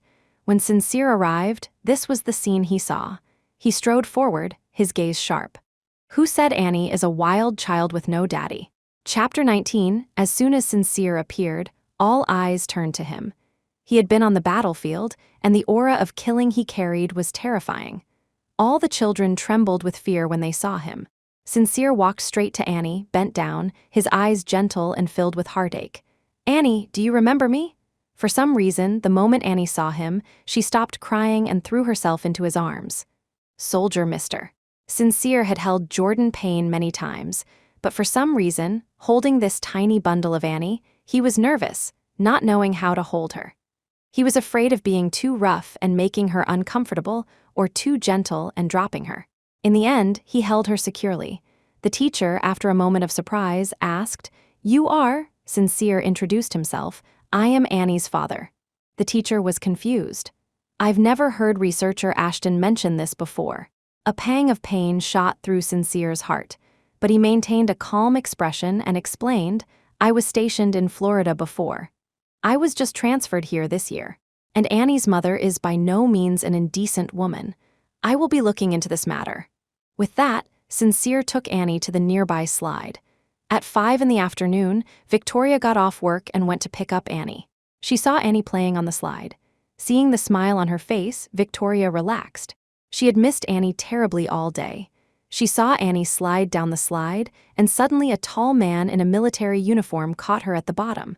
She froze for a moment. The man picked Annie up and turned around. They also saw Victoria. Just then, Annie smiled and waved at her. Victoria came to her senses, ran over, reached out to take Annie, and was about to leave. It was as if Sincere was some kind of monster. But as she started to leave, Sincere's expression changed, and he grabbed Victoria. "You left Annie alone at the daycare. Do you know that if I hadn't arrived in time, she would have been bullied?" Victoria looked at him, stunned. "How is that possible?" Then she looked at Annie. "Annie, tell Mommy, how were you bullied?"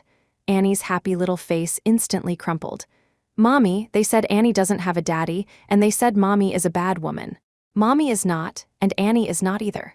In an instant, Victoria's heart broke. She held Annie tightly. "Of course not." Sincere's eyes darkened. "I know you hate me and want to divorce me, but Annie can't be without a father." Victoria pressed her lips together and met Sincere's gaze. They each had their own thoughts. After a moment, Victoria picked Annie up and started to walk away, her voice cold. "Go and care for the people you should be caring for. My daughter and I don't need your concern." Sincere's gaze darkened and he grabbed her. "Who should I be caring for? You are my wife and child." "Ha!" Victoria let out a laugh, a sound full of sarcasm. Who should he be caring for?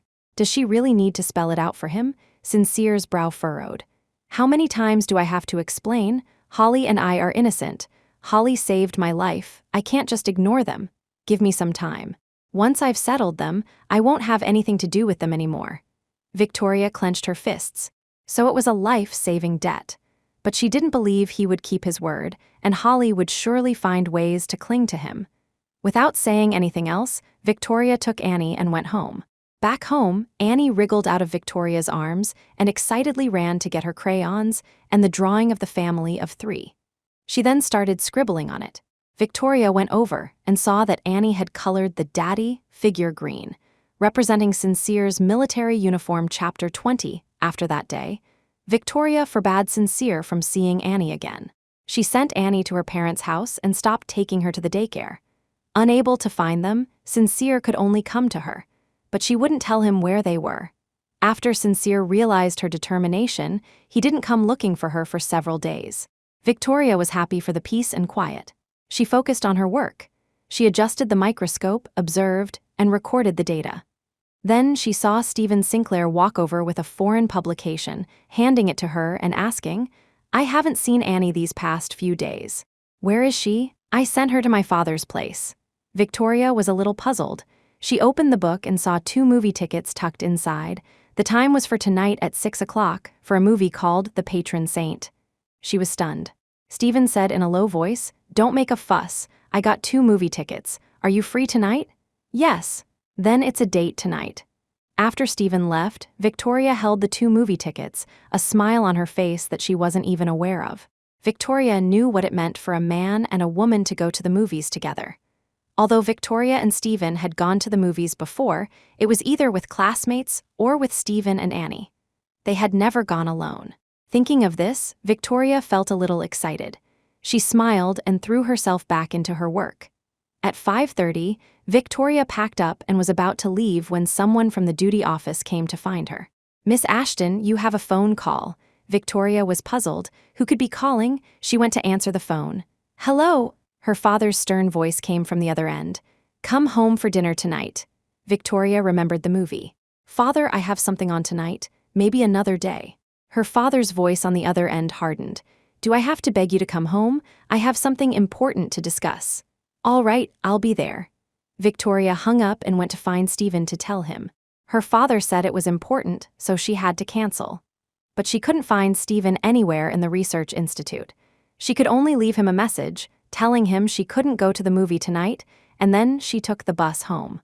After an hour's ride, she arrived at the other side of the city. Victoria returned to her family home, a courtyard townhouse. Dad, I'm home. As Victoria entered, she heard Annie's boisterous voice from inside. Higher, higher, Daddy, you're so strong. Annie loves you the most. Victoria had a bad feeling. She pushed the door open and saw Sincere holding Annie up high, flying her around. Annie's hair was a mess, like a little wild child. Victoria stood there, feeling an icy chill. She knew what was going on. Her father had called her back because of Sincere. Her father, wearing a tunic suit, was thin and scholarly. He came out from inside. You're back. Victoria composed herself and replied softly, yes. Sincere put Annie down, and Annie ran to her excitedly, showing off, Mommy, Daddy played with me all day. Victoria forced a smile. As long as you're happy. Sincere came up to her, smiling placatingly. Victoria. Victoria ignored him and walked straight inside, holding Annie's hand. During dinner, Sincere suddenly put some food in her bowl. Annie covered her mouth and giggled. Daddy and Mommy are so close, shame on you. Her father spoke in the tone of a patriarch. From now on, Annie will be with her Mommy and Daddy. Are you happy? Happy. Annie's cheerful words pierced Victoria's ears. She couldn't eat another bite. Throughout the meal, the other three were happy, while Victoria was the only one who was not. After dinner, Sincere took Annie to play again. Victoria wanted to call Annie back. Her father suddenly stood up and walked toward the study. Follow me. Victoria followed him in, her heart a little uneasy. The door closed and the room was silent. Her father got straight to the point. I do not approve of your divorce. Chapter 21, Victoria was in disbelief. Dad, why? Her father looked at her. One must be grateful and repay kindness. Don't you know that by marrying Sincere, we relied on the Marshall family's connections to survive the turmoil of the times? Thanks to the Marshall family, we weren't swept away like so many others. They have done our family a great service. How can the Ashton family produce someone who is ungrateful? And that's not even mentioning the recent past. Annie loves Sincere very much. They have a deep bond. How can you tear them apart? As for Sincere's past mistakes, as the sages say, to err is human. To be able to correct one's mistakes is the greatest good. If you don't give him a chance to change, how will you know if he has? Victoria was in a difficult position. Dad, but before she could finish, her father saw through her and interrupted angrily, if you insist on a divorce, then don't call me Dad. A heavy weight settled in Victoria's heart. Her eyes reddened, but she held back her tears. She turned and left the room. Ignoring Sincere, she picked up Annie and left. Annie was still confused. Victoria took the bus home, holding Annie as she walked down the alley to her dormitory. Annie stretched out her arms and cried, Daddy, Daddy, I want Daddy. Victoria turned a deaf ear and continued walking. Sincere chased after her and blocked her way. Do you hate me that much? Or did Dad say something to you? Victoria put Annie down and looked at him coldly, retorting, What did he say that you don't already know? Sincere looked at her cold face, a sense of helplessness washing over him. Victoria, I really don't know what to do to change your opinion of me. Victoria clenched her fists and looked at him calmly, her voice hoarse. At this point, Sincere Marshall, it's no longer about my opinion of you. It's that I don't love you anymore. Sincere's pupils constricted, as if he had lost his soul. Victoria said profoundly, When you followed me to the village without a second thought, I truly married you, wanting to spend my life with you. But Sincere, even the most ardent feelings can't withstand being worn down. This is fate. You have to accept it. Sincere was so tongue-tied he couldn't say a word. He wanted to get closer to her, but it felt like a deep, bottomless chasm separated them. In the end, he had lost her. Victoria picked Annie up and started to walk away. Daddy, cough, cough. Annie was still crying, wriggling in her arms, making it impossible for Victoria to move. Victoria had no choice but to put her down and try to drag her along. When Annie refused to walk, Victoria, at her wit's end, let go of her. Fine, go with your dad, I don't want you anymore. With that, she rushed back, tears finally streaming down her face. When she got home, a lonely figure appeared in her blurry vision. She was stunned. The figure turned, revealing Stephen Sinclair's handsome, refined face. "You're back." Stephen smiled, his voice still gentle and warm. Victoria wanted to cry even more. "I'm sorry I missed our date. It's okay." Stephen pulled her into his arms. "As long as I can wait for you, it's fine. Don't cry." Victoria leaned against him and cried her heart out. Even if everyone was pushing her, she knew there was still someone who could understand and support her. 2 hours later, Victoria was staring out the window, lost in thought. Stephen came out of the bedroom, boiled an egg, peeled it, and handed it to Victoria. "Annie's asleep. Put this on your eyes or they'll be swollen in the morning." "Thank you." Victoria took the egg and pressed it to her eye. She suddenly turned and met Stephen's gaze. Stephen suddenly took her hand. "Victoria, I was going to wait, but I don't want to wait anymore. Let me take care of you and Annie." Chapter 22, the surroundings were silent. Actually, Victoria had known about Stephen's feelings for a long time. That they had developed to this point could be said to be the result of her indulgence. But at this moment, she shied away. She replied, "I'm sorry, Senior, I can't give you an answer right now." A flash of disappointment crossed Stephen's eyes, but it was also expected. "Victoria, I'll give you time to think." He didn't push her and left gracefully. After he left, Victoria sat there alone, holding the 2 warm eggs, lost in thought. In the middle of the night, Victoria went back to the room and apologized to Annie. "Annie, Mommy is sorry." But she found that Annie was listless, murmuring, "No, Mommy." Victoria touched her forehead. It was burning hot. "She has a fever." She was filled with anxiety and self-blame. It was all her fault for not taking good care of Annie. She quickly picked Annie up to take her to the nearby People's Hospital. But the alley was long, and the road to the hospital was long. She wished she could ride a bike. Just when she was feeling extremely anxious and helpless, Sincere suddenly ran up. "What's wrong?" Victoria was stunned to see him. After a moment of hesitation, she said, "Annie has a fever." "I have a car. Let's go." Sincere led her toward his car. At this moment, Victoria just wanted to get Annie to the hospital as quickly as possible and didn't want any delays. So, without a second thought, she followed him. They arrived at the hospital in 10 minutes. Sincere took the child from Victoria's arms, and they went to the emergency room. After a flurry of activity, Annie's fever finally broke in the middle of the night, and she fell asleep. Victoria finally breathed a sigh of relief. She gently pushed back the sweat-soaked hair from Annie's forehead and looked at her lovingly. Then she looked at Sincere, her face instantly cold. "Thank you. You can go back now. So you just use me and then tell me to leave. You should go and take care of the person you're supposed to be taking care of." Victoria didn't want to say another word to Sincere and immediately gave him the boot. Sincere's hands, hanging at his sides, clenched into fists. He watched as Victoria sat down and tucked Annie in. After a long look, he finally left. That night, one was in the hospital room, the other in the hallway. Both had their own thoughts and couldn't sleep. The next morning, Annie's fever had gone down. Victoria dressed Annie. "Mommy will take you to breakfast. What does Annie want to eat?" She had to go buy breakfast, but she couldn't leave Annie alone, so she had to take her with her. Annie clung to Victoria, her chin resting on her shoulder, looking listless. "I want buns." "Okay, buns, we'll have little buns." "Okay." Just as they were about to leave, Sincere walked in with 2 paper bags, smiling. "Annie, come and see what Daddy brought you." Then he said to Victoria, "I thought it would be inconvenient for you to go with Annie, so I bought breakfast for both of you." Victoria was taken aback. She hadn't expected Sincere to come, and he was acting like nothing had happened, as if their argument yesterday never occurred. How does he do that? She was about to tell him to leave, but Annie had already looked up from Victoria's arms, turned to look at Sincere, and grinned, pointing at the paper bags in his hands. "Buns." "That's right, buns. Come and eat." He then opened the package, and the aroma instantly filled the air. Sincere took one and gave it to Annie. Annie took it. "Thank you, Daddy." "What Daddy?" "Annie, who taught you to call him Daddy?" Victoria immediately looked at Annie in her arms with a serious expression.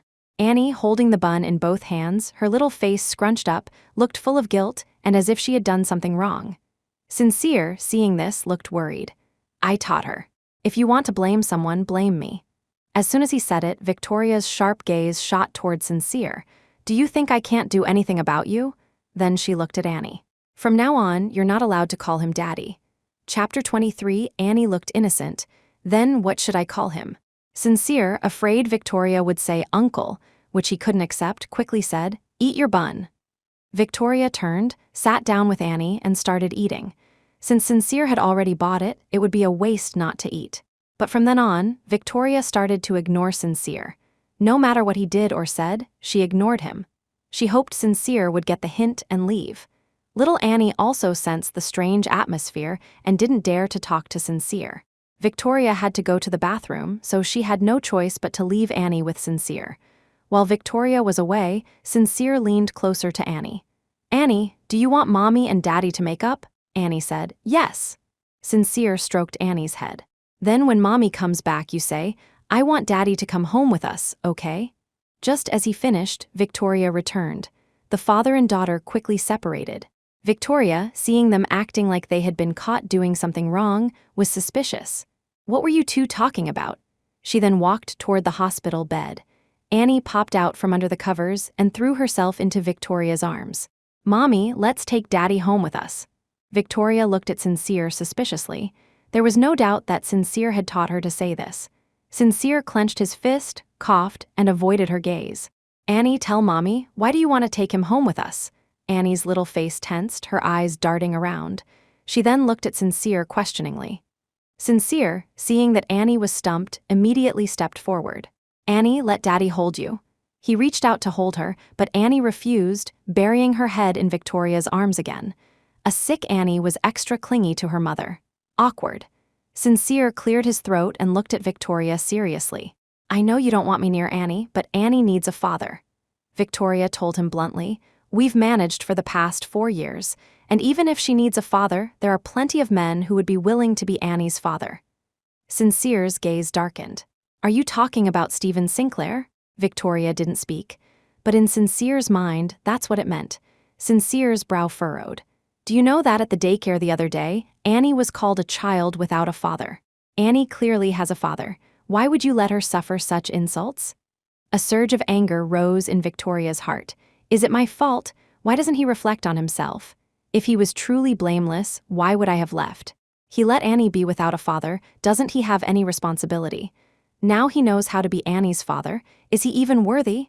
They stared at each other, neither giving in. Just then, Victoria heard a soft whimper.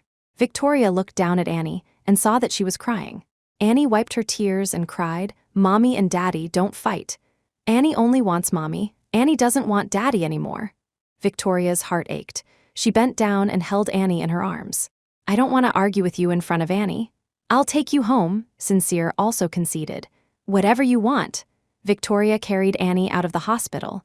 Sincere followed. They drove back to Victoria's dormitory.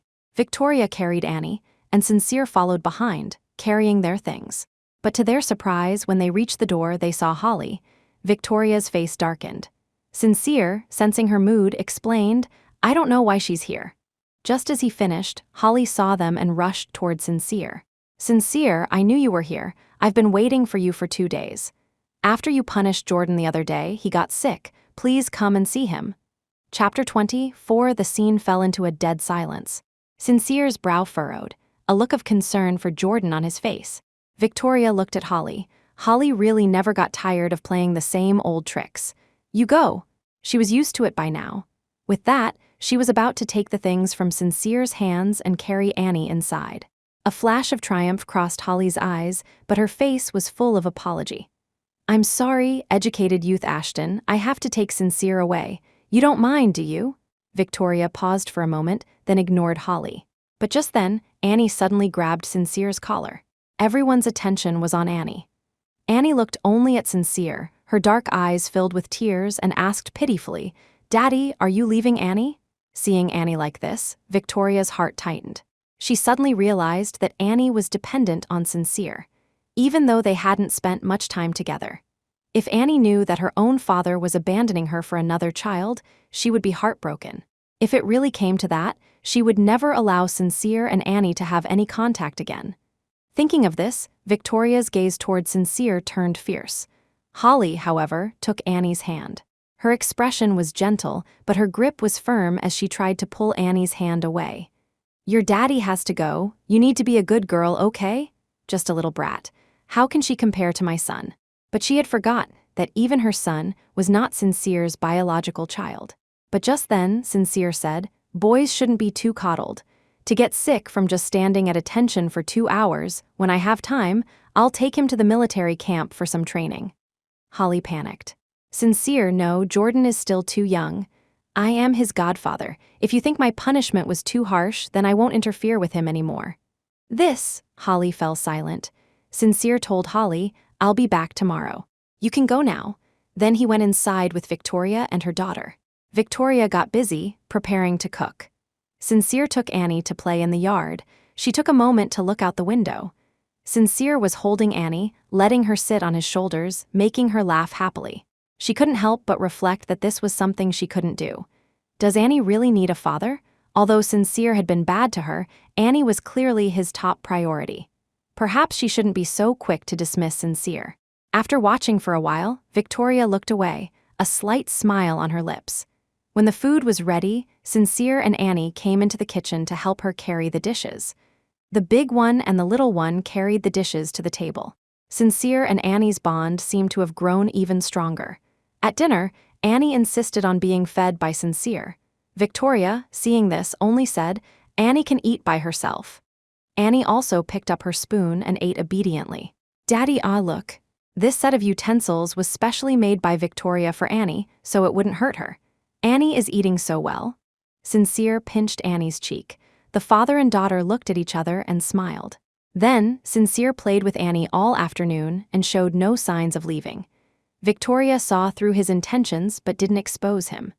At 8 o'clock, after finally putting Annie to sleep, Victoria sat on the sofa with her arms crossed. "You should go now. Can I stay? If Annie wakes up in the morning and doesn't see me, she'll be upset." Sincere lay down on the woven mat on the floor. "I can sleep on the mat."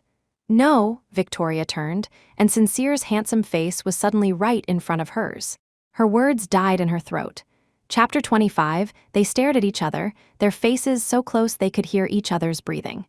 "You!" Sincere swallowed hard and slowly leaned toward Victoria's lips. Victoria felt her heart pounding, about to jump out of her chest. She watched as Sincere leaned in, then she suddenly stood up and dodged. Sincere, propped up on the mat with one hand, had a look of disappointment in his eyes. He then lay down on the mat, claiming his spot. By the time Victoria had composed herself and turned around, Sincere was already asleep. "You should get."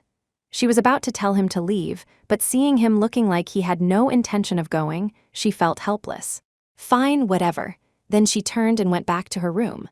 Thump, hearing the door close, Sincere, who was pretending to be asleep, opened his eyes and stared at the closed door for a long time.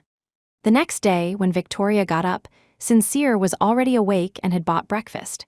After breakfast, Annie hugged Victoria and whined, "Mommy, I don't want to go to daycare." Victoria was taken aback and looked at Annie. "Why?" Annie pouted and said, "Big brother Connor bullies me. I don't want to play with them anymore." Victoria was stunned. This was something she hadn't considered. After what had just happened, she was indeed a little worried about putting Annie back in that daycare. Victoria considered the possibility of taking Annie to work with her. But what if she was busy with work and couldn't look after Annie? Sincere's eyes lit up and he volunteered, "Leave Annie with me today." "With you?" Victoria looked at him, her eyes full of distrust. Sincere, seeing the distrust in her eyes, bent down to look at Annie. "Annie, do you want to go and play with Daddy? Daddy will take you to the army base to play. There will be lots of big brothers to play with you." Hearing "lots of big brothers," Annie immediately got excited. I want to go, Mommy. I want to go," afraid that Victoria would say no. She even tugged on her sleeve. Seeing Annie's eager expression, Victoria's resolve wavered. In the end, after Sincere promised that no harm would come to their daughter, she agreed. Victoria put Annie's water bottle around her neck and handed her over to him. On the way, she couldn't help but nag, "Don't let Annie eat just anything. Make sure she drinks water every hour. And you have to remind her to go to the bathroom, otherwise she'll get so caught up in playing that she'll hold it in and wet her pants. Just in case, I packed an extra pair for her." "Ha!" Sincere suddenly laughed. Victoria frowned at him. "What's so funny?" Sincere's gaze softened, and he said with emotion, "The way you're nagging, it's like there was never any distance between us." As soon as he said it, the atmosphere instantly froze. Sincere pressed his lips together, not daring to say anything else. He picked Annie up and left. Victoria rode her newly bought Schwinn bicycle to work. After a busy morning without a drop of water, Stephen Sinclair came over with a cup of water. "Have some water, how are things?" Victoria was taken aback. They hadn't seen each other since she had rejected Stephen that day.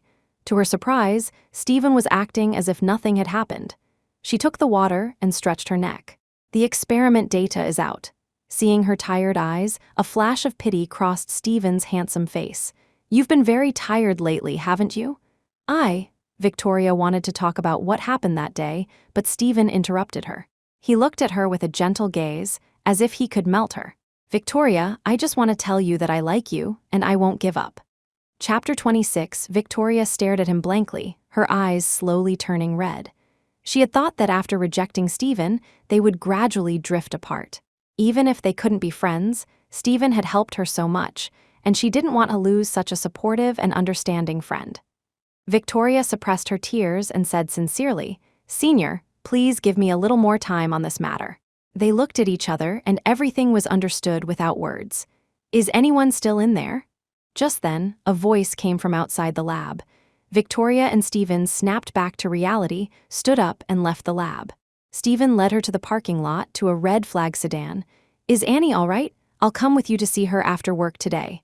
"I left Annie with Sincere. Something happened at the daycare, so I'm going to pick her up now." "I'll drive you." Before Victoria could refuse, Stephen had already opened the passenger door, gesturing for her to get in. Since he was being so insistent, Victoria didn't refuse and got in the car. Stephen placed his hand over her head to prevent her from hitting it as she got in. Victoria said, "Thank you." The awkward atmosphere in the car dissipated. Soon, they arrived at the military family compound. After reporting to the guards and getting Sincere's permission, they were allowed in. But they couldn't drive in, so they had to walk. After another 10-minute walk, they arrived at the address Sincere had given them, a single-family house. As soon as they entered, Sincere was waiting outside. "Victoria." But when he saw Stephen beside Victoria, his face darkened again. He straightened his chest and stood face to face with Stephen, trying to dominate him with his presence. "Stephen Sr., are you here to drop Victoria off?" "Yes." Stephen smiled faintly, his demeanor not showing any weakness. Victoria ignored the sparks flying between them and just looked around. "You said you were taking Annie to the military base. Why did you bring her home?" She knew that Sincere had settled Holly and her son in the military family compound. Anyone who didn't know better would think the three of them were a family. Just as Sincere opened his mouth, Victoria cut him off again. "Never mind. Call Annie out. I'm here to pick her up. Annie is inside playing happily with Jordan." Sincere's face was smiling, and there was even a hint of pride. "Jordan is my godson, and Annie is my daughter. That makes Annie the older sister. It's good for them to get to know each other while playing. They'll have to get along in the future anyway. It's good for the siblings to develop a bond early." Victoria's face changed, and her brow furrowed. "You're okay with them being together?" As long as Jordan was the child of Holly and that scoundrel, she didn't believe Jordan could be any good. Sincere didn't catch the undertone in her words and reassured her. "Don't worry, Holly is watching them. Since you're here, why don't you stay for dinner before you go?" Hearing that Holly was also there, Victoria's aura turned heavy and dark. She started to walk inside. "I'm taking Annie with me right now." With that, she ignored Sincere's expression and walked past him quickly into the house. Sincere's face darkened, and he followed her. But just as Victoria entered, she heard a thud from inside, as if something heavy had been smashed. Victoria rushed inside anxiously. But as she pushed the door open, she saw Annie's head hit the table, and bright red blood streamed down from her head. And in front of Annie, Jordan stood there, looking down at her. Chapter 27. Seeing this, Victoria's eyes widened in fury, her heart taking a heavy blow. Her mind went blank for a second or two before she reacted, rushing forward to hug Annie. She pressed her sleeve against the wound, her voice trembling. Annie, Mommy's taking you to the hospital right now." Annie's throat-tearing, heart-wrenching cries filled the air. Sincere, who had followed, was also shocked by the scene. How did this happen? Victoria, holding Annie, shot a glare at Sincere, then left without another word. Stephen, stunned, quickly led Victoria and Annie forward. "Come on, get in my car, let's go to the hospital." All the way there, Annie's piercing cries of pain never stopped. Victoria kept trying to soothe her, but nothing could ease her suffering. She was racked with heartache and guilt. Finally, they reached the hospital. Victoria rushed into the emergency room with Annie. Annie had hit her forehead, and the ER doctor needed to stitch the wound. Luckily, it didn't damage her eye. A few stitches should do it. Victoria was relieved. But the moment Annie saw the needle, she began to struggle violently in Victoria's arms. "I don't want a shot, I don't want it." Victoria could barely hold her down. "Dad, please help hold her still," the doctor said. He was speaking to Stephen. Sincere, who had just arrived, heard this. He rushed forward, pushing past Stephen as if he didn't exist, and grabbed Annie's hands. Victoria saw Sincere, but at a time like this, it didn't matter who it was. With Sincere's help, Annie was finally still enough for the doctor to put several stitches in her head. Even after the stitches were in, Annie was still crying. Victoria sat in the hospital corridor, trying to comfort her. "Don't cry, Annie, you're breaking Mommy's heart. If you stop crying, Mommy will give you a candy when we get home. You can have one caramel every day." Annie loved caramels, their sweet, milky flavor, and would eat them without restraint. But because too much sugar is bad for a child's teeth, Victoria never let her have too many. Sincere was also heartbroken. He used a tissue to wipe her tears. "Annie, look at Daddy. Daddy's here." Victoria knew Annie liked Sincere, so she didn't stop him. She didn't notice Stephen, seeing this, silently retreat to the side, not wanting to intrude. Sincere took out the lace-trimmed hair ties he had just bought for Annie. "Look, Annie, these are the ones you like. Daddy brought them for you. Do you want Mommy to tie your hair in pretty pigtails?" But Annie pushed him away, wailing, "I don't want you as my daddy, I want Uncle Stephen." Sincere was embarrassed and hurt. Stephen, not expecting to be called out by Annie, tentatively reached out. "Annie, shall Uncle take you to buy some caramels?" To his surprise, Annie immediately reached out her hands to him. Stephen picked Annie up and started walking out. Sincere wanted to follow. Victoria stood up and blocked his way, her eyes devoid of emotion. "Sincere Marshall, you have lost Annie's trust." Sincere lowered his head, his back slightly hunched. His face was emotionless, but it conveyed a deep sense of powerlessness. His voice was low and hoarse. "I'm sorry. I don't know why things turned out this way." "You don't know?" Victoria's anger, which she had suppressed out of anxiety for Annie, erupted at this moment. "Are you not aware of the conflict between me and Holly? If you had any heart at all, you wouldn't have taken Annie to be with that mother and son." Chapter 28, as she spoke, Victoria's voice choked up. "Do you have any idea how scared I was today when I saw Annie lying there with her head covered in blood?" Victoria wrapped her arms around herself and tilted her head back slightly, trying to keep the tears from falling. Sincere's heart tightened. He reached out to wipe her tears. "I know, I was scared too. It's my negligence that Annie had to suffer so much." Victoria came to her senses and took 2 steps back. Sincere's hand froze in midair. After a moment, he clenched it and tried to move closer. Victoria's sharp gaze stopped him. "Today, Jordan Payne pushed Annie. I will absolutely not let him get away with it." Sincere instinctively retorted, "Jordan didn't do it on purpose. He's just a child. You're an adult. Why are you getting hung up on this with him?" "Ha." Victoria's eyes were bloodshot as she looked at him with sarcasm. Even now, he's still defending Jordan, but Victoria felt no heartache. She had already come to see Sincere as her adversary. Sincere, seeing her sarcastic gaze, also realized he had stepped on Victoria's last nerve. He wanted to take back his words, but it was too late. Just then, a nurse came over and reminded them, "Excuse me, please don't argue in the hospital." Victoria didn't look at Sincere again and turned to leave. Sincere didn't even have the strength to turn around. Victoria paid the bill and then went to find Stephen and Annie. When she couldn't see them, she had a thought and went to the parking lot. She saw Stephen getting out of the back seat, a gentle smile on his face. The moment she saw him, Victoria felt the frustration in her heart dissipate. She rubbed her forehead and walked toward him. "Where's Annie?" Stephen left the car door open, stepped aside, and looked gently at the back seat. Victoria followed his gaze and saw Annie asleep in the back, a shirt covering her stomach. Her little face was flushed, and the hair on her forehead was soaked with sweat. Even in her sleep, her brow was furrowed. She was still clutching a caramel tightly in her hand. Victoria's heart ached. She leaned in and kissed her forehead, then stood up and said to Stephen, Let's go back. To take care of Annie, Victoria sat in the back, letting Annie rest her head on her lap. She gently smoothed the damp, messy hair on Annie's forehead.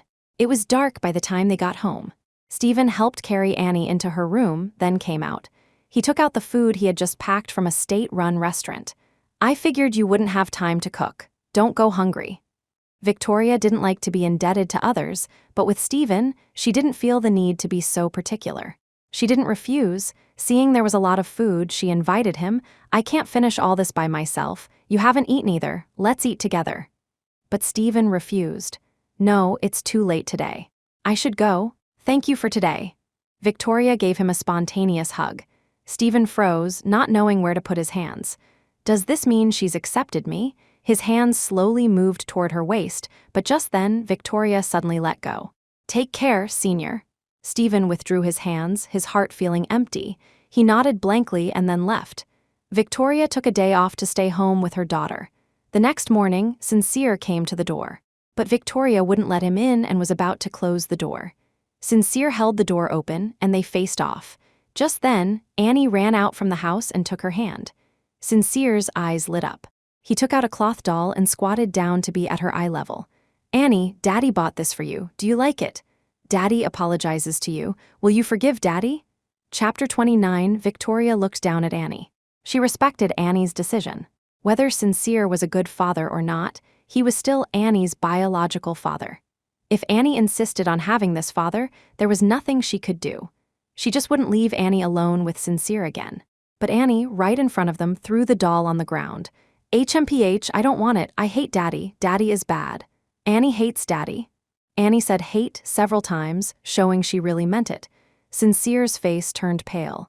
After speaking, Annie ran back into her room. Annie, Sincere instinctively wanted to chase after her.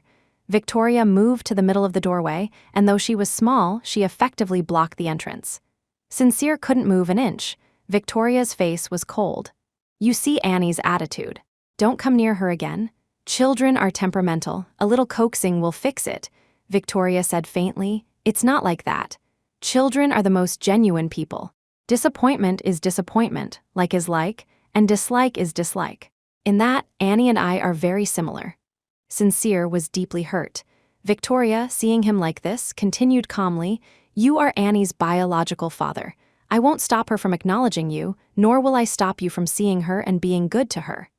Disappointment isn't a one-time thing. It accumulates bit by bit. You should reflect on yourself. Why does Annie hate you so much? Sincere fell into deep thought. Victoria took the opportunity to close the door. Back in the room, Victoria saw Annie lying on the bed, her arms crossed, her lips pouted. She smiled, went over, and pinched her pouting lips. What's wrong? Our Annie's pout is so big you could hang a soy sauce bottle on it. Annie turned her head away sharply. Victoria found her adorable and smiled. What's wrong? Tell Mommy, why do you hate Daddy? Annie's voice was muffled. Because Daddy isn't just Annie's daddy, so Annie doesn't want him anymore. He also wanted Annie to let her little brother have his way. Annie had to give her favorite toy to her little brother. Annie doesn't like her little brother. Annie's voice was full of grievance when she mentioned her little brother. Victoria instantly understood what had happened. She was both angry and heartbroken. Annie had never been wronged like this, yet Sincere had allowed his daughter to suffer such an injustice. From now on, we won't go to Daddy's house anymore. Annie's head drooped. She pointed a small finger at her head. Mommy, Annie's head hurts. Mommy will get you some medicine. Victoria immediately got up to get the medicine, but Annie clung to her. Mommy, I love you. Mommy loves you too. Victoria kissed her and was about to get up, but Annie held on tight. She was a little helpless. Even if you act cute, you still have to take your medicine. Medicine will help you get better faster. Victoria saw right through Annie's little trick to delay taking her medicine. Giving Annie medicine was always a major undertaking. Although the doctor had prescribed Western medicine, which she could swallow as a pill, she didn't know how much of a struggle it would be if it were Chinese medicine. After work, Stephen came over for a bit to play with Annie. Drawing, coaxing her to take her medicine, eating, he was meticulous. That evening, while cleaning up, Victoria saw Annie's scribbles. The man in the drawing had been changed to Stephen. She smiled. For the next few days, Victoria didn't see Sincere. She thought he had finally learned to reflect. But on the weekend, just as Victoria and Stephen were returning with Annie after having her stitches removed, Sincere showed up with Holly and Jordan to apologize. But as soon as they saw them, Annie hid behind Victoria and cried, "Auntie said I can't call him Daddy, or she'll sell me." Chapter 30. At those words, the faces of everyone present changed. It was all heartache. Holly shot Annie a fierce glare. "Damn little brat, I clearly threatened her not to expose me in front of Sincere, but she had to say it at this critical moment. What will Sincere think of me now?" Sure enough, she came from that tramp Victoria's womb. Mother and daughter are equally annoying. Victoria's sharp gaze shot toward Holly like a dagger. "Did you really threaten Annie like that?" Holly quickly averted her gaze and put on a weak facade. She must have misremembered. How could I say something like that to a child? "I'm sorry, Annie's mom. It's my fault. I didn't watch Annie and Jordan properly. Please, it was just a childish squabble. Don't hold it against them." Hearing this, a surge of anger rose in Victoria. Annie had a huge gash on her head, yet she dismissed it as a childish squabble. And if she held it against them, she was being petty. Victoria put Annie down and said to her, "Annie, however he pushed you, you push him back." Holly, hearing this, immediately became protective of her son. "No, Annie's mom, how can you teach Annie that? She's just a child. We've already apologized." Her son was a precious boy. What if something happened to him? Victoria looked at her. "Why so nervous? It's just a childish squabble. Annie is only 3. How much strength could she possibly have?" She used Holly's own words to shut her up. Holly was at a loss for words. She could only look pitifully at Sincere, who hadn't said a word. "Sincere, it seems Annie and her mom can't forgive us." Sincere's voice was low and hoarse. "Victoria, they are here to apologize sincerely." "There's no need," Victoria said coldly. Holly held her son's hand, her head bowed. In a corner no one could see, a flash of triumph crossed her eyes. Then she looked up, her expression even more earnest, and pushed Jordan's head down. Jordan quickly apologized to Annie. "Annie's mom, it's all Jordan's fault. As his mother, I will teach him a lesson. If you don't accept, I'll kneel before you." She then made a move to kneel. It was the same tactic she had used when she threatened to kill herself. Victoria didn't want Annie to learn such tricks. She turned, picked Annie up, and went inside. She put Annie in the bedroom, closed the door, came out, and picked up the phone. The others watched her as she dialed a number. "Hello, police station. Someone is harassing me." The people outside all paled. Stephen said grimly, "I advise you to leave now." Sincere's cold gaze turned to him. "This is between Victoria and me. Who are you to interfere? You two are having an affair. Believe it or not, I can report you right now for harassing a married woman." Stephen's expression turned colder. "Watch your words. I am indeed pursuing my junior, but our relationship is based on mutual respect and propriety." He was so refined and otherworldly that it was hard to imagine him doing anything sordid. "We're not divorced yet." Sincere clenched his fists. Stephen just looked at Sincere. "Commander Marshall, I only ask you this. On what grounds are you bringing another woman to apologize to your own daughter?" With that, he turned and went inside. Victoria hadn't closed the door, clearly leaving it open for him. The apology failed. For the next few days, Sincere didn't come looking for them, and Victoria was happy for the peace and quiet. Because she had to work and couldn't always take time off, Victoria still entrusted Annie to her neighbor, Mrs. Wallace. But one day, while she was at work, Mrs. Wallace suddenly showed up at her unit. "Mrs. Wallace, what's wrong?" Mrs. Wallace slapped her thigh in a panic and cried, "Sister, I'm so sorry Annie is missing." Chapter 31. Hearing this news, Victoria felt as if her world was collapsing. She grabbed Mrs. Wallace's hand. "Mrs. Wallace, tell me clearly, how did Annie go missing?"